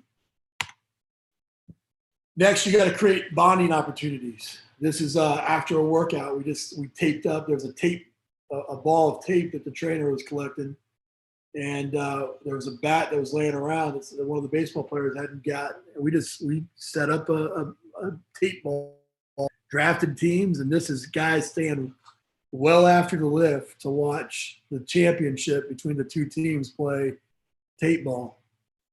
This is paintball. I took our team, we went and did paintball. This was a legal way for me to shoot these guys and, have a lot of fun in the process. We just set it up, negotiated a cheap rate, told everybody, the price and where to be, and they all showed up. This is broomball, playing ice hockey on a hockey rink. This was just swimming after a workout. This is dodgeball. When they thought that they were going to get their butts kicked on a hard stadium workout, I had the staff behind them just pelt them with volleyballs, and we played dodgeball. We still ended up doing the workout another time, but they didn't know, they hadn't experienced, they didn't know what was coming, and it made for an awesome, awesome day. Third one here is you got to create one-on-ones. This is Mike Rivera. He was from California. His parents couldn't make it down to the Senior Bowl, found out about it last minute, drove all the way down to Alabama watched practice, watched the game, and drove back. It was something that, I didn't necessarily feel like doing. We just had grinded a whole week of off-season training, but was the right thing to do to be there for an athlete that wasn't even on our roster anymore. But by doing that, it quickly spread amongst the rest of the guys that was on the roster that I was willing to be there for one of my athletes, even if, they didn't matter to our program anymore per se. Took another guy to a NASCAR, was really had a hard time communicating in our program, found out that he liked cars, asked him if he liked NASCAR. He basically just grunted yes to me. And, so I told him, let's go and visit a former assistant of mine that was in NASCAR. We drove the 2.5 hours to Charlotte, did a whole day of the NASCAR type experience and drove back. And from then on out, I couldn't get the guy to shut up. Was just, became an awesome guy in our program. Next, a lot of people are doing special workouts. This is more, not as common, early on in my career, but more common now. But I mean, creating special workouts, any opportunity you can, dress up workouts, move in the weight room. This was after a loss, coming off of a loss. We had a nice day in Michigan. You don't get too many of those. So we just moved the weight room outside and we did that lift outside. And yes, we gave up maybe a little bit of weight, on our trap bar deadlift that day or whatever we were doing. But ultimately, it created an experience and had our athletes buy in a much better way. This was our Valentine's Day workout that we just did here at Fresno. We did the whole, dressed up the shoe boxes, had the different cards. It was kiss or kill. If you drew a kiss card, you did the workout. If you drew a killed card, we buried you with a workout finisher. And depending on how many you draw, you could have drawn 13 straight killed cards before you even started the workout. This was a 4th of July workout at Eastern. This was a midnight workout before they changed the rule. This was an early morning mental workout where we had nothing but mental challenges instead of physical. We had a losing team feed the winning team breakfast as part of our winter competition. And try to find as many different ways to create those types of bonding experiences.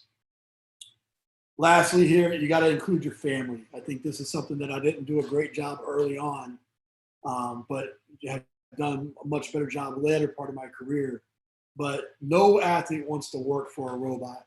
They just won't, if you're a guy that acts like, or a gal that acts like you have everything together, they're going to be fearful to come with you with any kind of insecurities or vulnerabilities. And so when you start to share, when you include your family and let them see you in a different positive light, they start to kind of see you in a different way as a human being, as opposed to a robot, and they want to be there for you. They want to rally and perform. So my daughter, she wanted to take a selfie, didn't even know what a selfie was at that time. She jumped up, took a selfie with the team, and you see a genuine excitement by our guys to be in that picture with my daughter. Awesome. One of my favorite pictures. This was my daughter and my son, dressing up. He was the videographer and she was the DJ for the workout. This K. John Armstrong, the most influential person in his life was his mom. We had a Mother's Day workout where we brought the moms in, and he loves every minute of his mom getting her butt kicked in a workout. But I mean, again, taking care of his mom, big time relationship builder with him. Lastly, here you want to shrink the change. We segment up our leadership group. So instead of just focusing on the seniors and providing leadership training to the seniors, we provide leadership for the freshmen, the sophomore, the juniors, and the seniors. That way, by the time they get to their senior year, they've been developing leadership traits, and super important if you're gonna, if you want to create a culture of leadership. And then lastly here, when we're talking back to that visual of the man riding the elephant down the path, you got to shape the path. Starts with tweaking the environment. That means your staff, really pouring into your staff. You've got to know the personalities of your staff. If you haven't taken the Gary Smiley personality profile, this is, instead of all the introverted, extrovert, all that kind of stuff, there's a personality profile by Gary Smiley. You're either a lion, an otter, a beaver, a retriever. They all have strengths. They all have weaknesses. And it's important to basically have a member of your staff that represents each one of these different archetypes. Then you start to look at things like rearranging the weight rooms, creating signage and stuff like that, or upgrading, nutrition rooms to new types of, to pouring in resources and that type of stuff. Create an environment where your athletes start to care about others performing their best. This is, when we got to Eastern, they didn't really, if somebody was given a PR, going for a PR, it wasn't a big deal.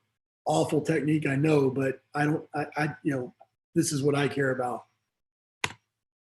This was, they didn't know how to compete. And so we took the tug of war rope out and did tug of war in the middle of a basketball game, just so they had to learn to compete in front of people. This was, building habits. This Dak Prescott, when he got all that press for throwing a Gatorade cup on the ground, missing the trash can and going and picking it up and getting a lot of positive press because he went and picked it up. Well, that habit was formed by making sure that was reinforced by their program at Mississippi State. I remember them closing down their nutrition bar because the strength coach was picking up rappers. So it was probably ingrained in him. And then lastly here, you got to rally the herd. We have our winter competition. 9 times out of 10, I don't have to say anything to our team. They come in, they see a red next to a player.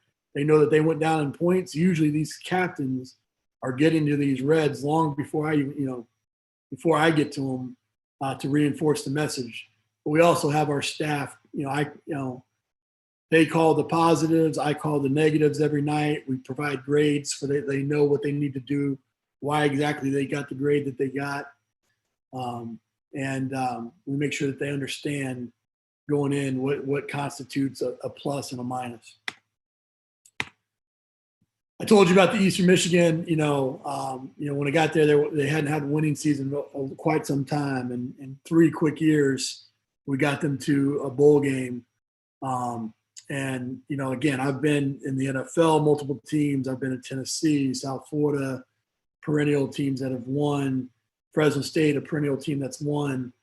But, this was proof to me that this framework of, directing the rider, motivating the elephant, and shaping the path and removing obstacles, really is the best framework for developing an overall culture. So I know that was quick. I wanted to make sure that we were respectful of your time.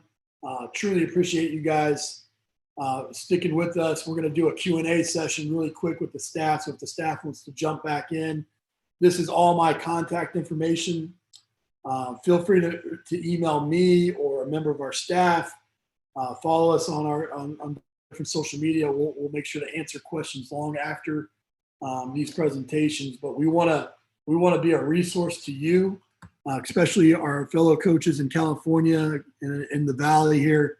We want to make sure that we are your go-to resource for anything strength and conditioning related. So thanks so much. I'm going to stop my share here. I think everybody else is going to be jumping in. And I want to introduce DeMarcus Moon. DeMarcus is DeMarcus, if you want to shift it to the big group view.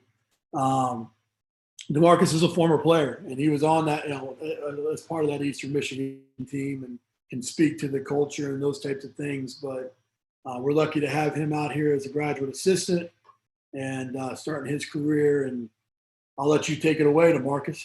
All right. Thanks, Coach Mack. I can't thank you enough for all that you've done for me, not only as an athlete, but now a coach.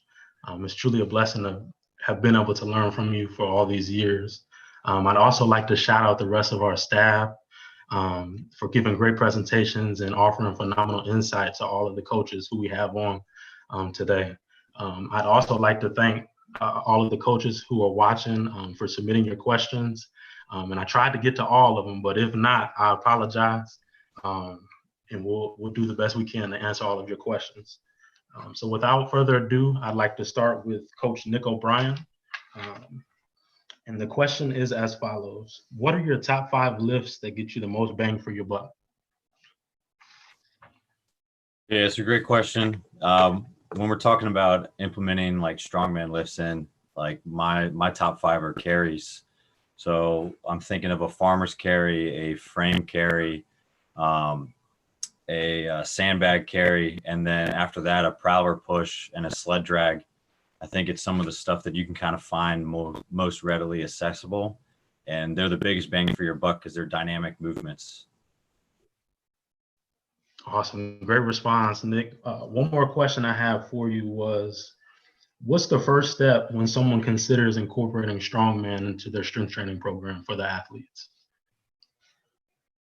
Well, kind of going back to everything we talked about with safety, but in terms of actually like getting equipment and getting like the ball rolling with that stuff, after a coach has already tried it out, I think one of the best things you can get is either a prowler or a sandbag first. If that's the way you want to implement it, one of those 5 exercises, you can accomplish all of those with those 2 tools. Awesome. Appreciate it, Nick. As we move forward, I'd like to ask Coach Andy Ward a question. Coach Ward is our sports science guy and one of the smartest guys that I've come across thus far in my lifetime. So Coach Ward, are you doing anything to monitor athlete load and recovery? And if so, what is your protocol? Yeah, great question. Obviously right now with the pandemic and everything, it's times are a little bit different. But when we get back, something we will be doing is we're fortunate enough to have some GPS monitors. So we'll be measuring external load with GPS monitors. You don't have GPS, you can do something as simple as track plays or minutes or how many times you jump if you're a volleyball athlete. And then we're also fortunate enough to have heart rate monitors. So we'll be measuring trim with heart rate. If you don't have heart rate monitors, you can do something as simple as ask your athletes how hard the session was and use session RPE. Tim Gavitt has a lot of research out there on that stuff. And that's free and you can do that. So those will be the 2 main things that we use. And then we'll also use some jump monitoring using RSI, reactive strength index, and kind of track that as well over time. Awesome, Coach Ward.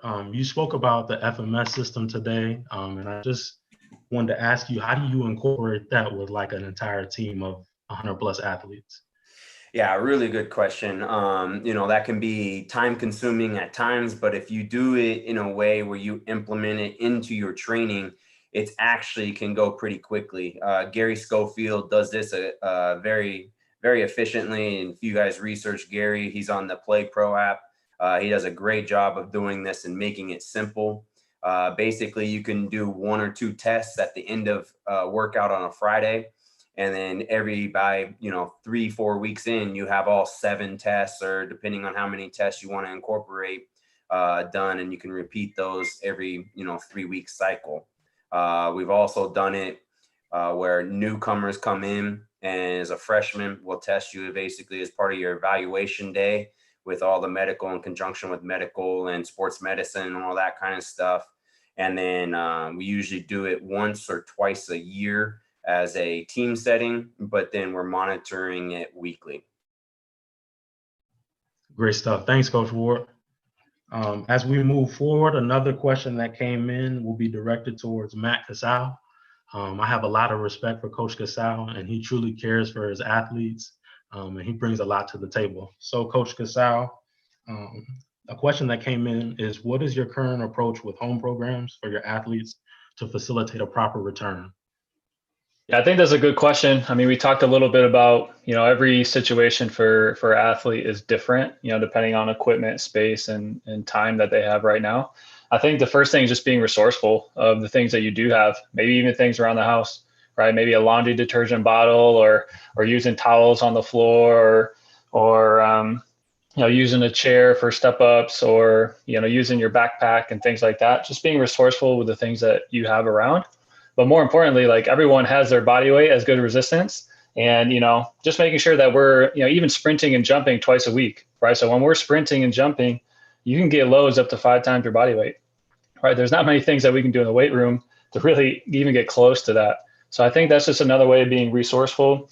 And then, upon return, just expect that, whatever you have your athletes doing right now, they're at best probably doing half of it. And what I think of is just an example that I've had in the past at BYU is I dealt and coached with a lot of return missionaries, and they would be gone for 1.5 to 2 years and not have a lot of training. And it would take them through the experience, it'd take them about 9 to 12 months to get back normal, right? So half the time that they were gone, that's how long it took them to feel normal. So when we're thinking about this COVID-19, the longer it extends, I'm thinking at best, half of that is when they're starting to feel normal again in their training. So that's how I would approach the return to play and working with them for their home programs. All right. Thank you for your feedback, Coach Casale. As we move forward, our next question is for Coach Natalia. I've got a chance to get to know Coach Natalia, and she's an awesome person, brings a lot of great energy to the table. So Coach Natalia, the question for you is, how can we help create a well-developed athlete before they even arrive to the college campus? So to answer that, it's going to be kind of a two-part answer. I want to actually say the big thing here is something that Coach Casale talked about, which is physical literacy. You know, a lot of athletes are missing that. And part of that reason is nowadays we're sitting more often than not, honestly, especially given this pandemic, which is problematic. It leads to a lot of issues. So anything we can do to get the athlete moving rather than just sitting all day is super beneficial to help with some of those problems. The other thing that crops up is, you know, early specialization in a sport. You know, you get an athlete that's really young, a youth athlete, and, you know, their coach or their parents thinks that athlete's going to be the next Kobe Bryant, rest in peace. But what ends up happening is this athlete just gets stuck playing basketball all the time, and they're not being exposed to different movements. So yeah, they can shoot a basketball, but can they kick a ball, an actual soccer ball? No, they can't, because you basically took that away from them. So, you know, kind of making sure that these athletes are exposed to different sports at a young age really only benefits them down the line. So what we're trying to do is we want to build a base. And from that base, that athletic base, we're going to fine tune things, you know, make them play a certain sport. But once that's in place, we can do a lot with that. And that athlete really is not that likely to get injured just due to that. All right. Thank you, Coach Natalia. As we move forward, our next question will be for Coach McKeefery. And Coach McKeefery, this comes from a young aspiring strength and conditioning coach who's actually in high school by the name of Jaden. And he wanted to know what can he do now to be successful once he's able to take that step in the profession.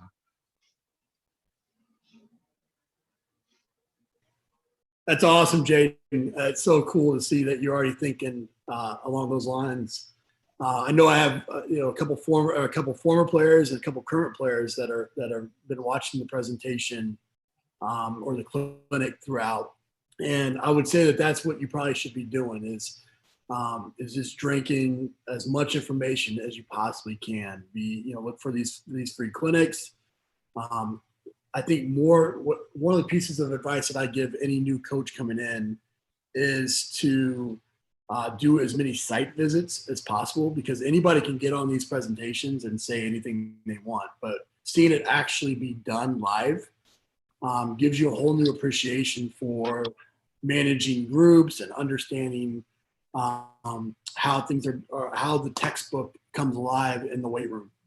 And so if you can do a site visit, reach out. I don't think there's anybody that wouldn't allow you to do that, as well as just consume as much information as you can. And then I think the last thing that I'll leave you with is if you're going to be a great strength coach, much like all the coaches that have presented before me and our staff, you have to be a great leader. And that means that you need to be able to lead your peers, and so the people that you surround yourself with, really challenge yourself to be the best version of yourself and to bring other people along with you. And if you continue to harness that skill, you'll be in a really good spot come time for you to go off as a strength and conditioning coach. Awesome, Coach Mac. One more question that just actually came in. I caught it just in time. Is how have you implemented your idea of culture at Fresno State, just arriving in January? I think, you go through the framework. You look at it and you say, okay, from a rational standpoint, what are some things that we can do to make, to get buy-in from a program standpoint? So, we obviously made a few modifications to the way that we trained. But we had a great foundation in place, so there wasn't much that had to be done there. Then you look at it from the elephant, the emotional side of things, and I thought that we made some changes to the way that the schedule was ran, where the players felt like, it made sense in their mind. And then you look at it from removing obstacles, and that became, lifting partners and when the lifting times were and those types of things. So I think here it's been fantastic. It's been really the challenge here has been there's so many times that you're working in the business that you're not working on the business. And so just like I led at the very beginning, sometimes there's opportunity and challenges. This has been a great opportunity for our staff to grow closer together and to not work in silos as much and focused on their teams and their methodology and things to really kind of challenge ourselves to grow as a staff. So I think ultimately culture is something that's ongoing that you got to work at every single day. And I think we're doing it from a staff and an athlete standpoint here at Fresno on a minute by minute case. Awesome stuff. Thanks, Coach McKeefery. Our last question for the day will be directed to Coach Randy Flores. He's someone who I have a lot of respect for, and he's somebody who's mentored me in my short time of being here at Fresno. So, Coach Flores, what are some effective ways to prioritize an in-season practice schedule, whether that's court time in the weight room, some space constraints that you may come into contact with, or simply a lack of equipment?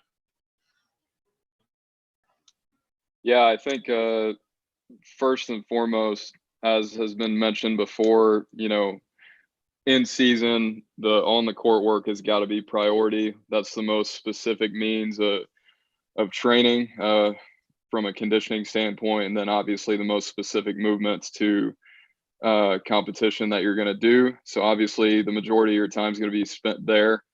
But to make sure that you're filling in the gaps with strength and conditioning and other types of preparation, one method I feel is effective that was actually kind of brought to my attention by following Corey Schlesinger, the head strength coach for the Phoenix Suns now. He suggested doing something called microdosing, and basically including short strength and conditioning sessions prior to your practice time. So obviously that's not always ideal. There are scheduling factors that come into play. But if you're able to, leaving a 20 to 30 minute window for some strength work, and it can be very low volume in nature. It could be a short warm up, main lift, one or two secondary exercises, and then you're on to practice. And what that does is it kind of cuts down if we're talking about basketball, there's a general warm up time that you're going to have anyway that's going to last anywhere from 10 to 20 minutes.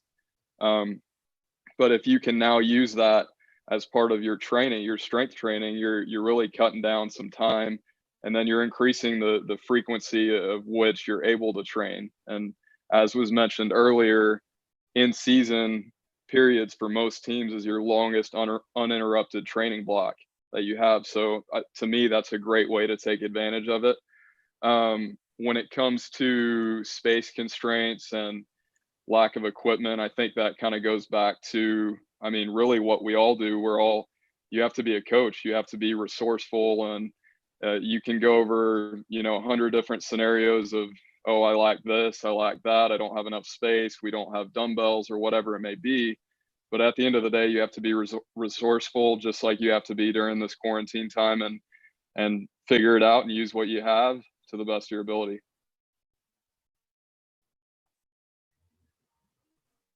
Thanks, Randy. Well said. Once again, I'd like to thank everybody who's been a part of this event and made it what it is today. I've truly enjoyed it, as well as all of our coaches. And with that being said, I'll pass it back over to Coach McKeefery, and he'll leave all of you with his closing remarks. First and foremost, again, I want to thank our entire staff. You guys killed it. Phenomenal job in sharing tons of great information. I want to thank everybody that has attended. We had well over 450 coaches that were a part of this, and I think it's a testament to each and every one of you that you're willing to give up an afternoon or an evening to get better for your athletes. I think that's, and hopefully, as the old adage goes, if you've taken at least one nugget away, that's going to make your program better, then today was a win.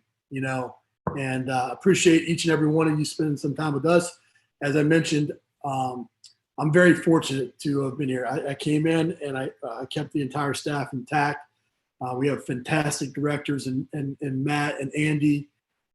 We have a phenomenal staff with Nat and Randy and Nick and our graduate assistants, and Henry, I'm sorry, and our graduate assistants, DeMarcus and Connor are some rising stars in this profession. And so I get the lucky part of just showing up to work every day and surrounding myself and working with fantastic coaches, fantastic practitioners.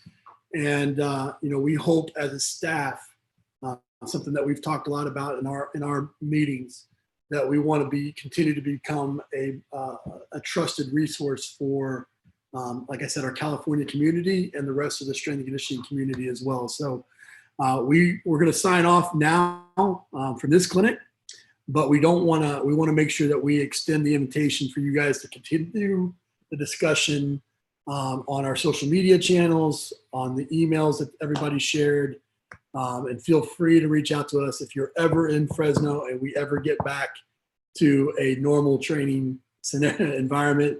Please come and watch us work. This is all great, and I think everybody that presented did a phenomenal job. But as good of presenters as they were, they're that much better coaches. And so really, really proud of our program, and appreciate you all spending some time with us. Thanks so much, and go Dogs.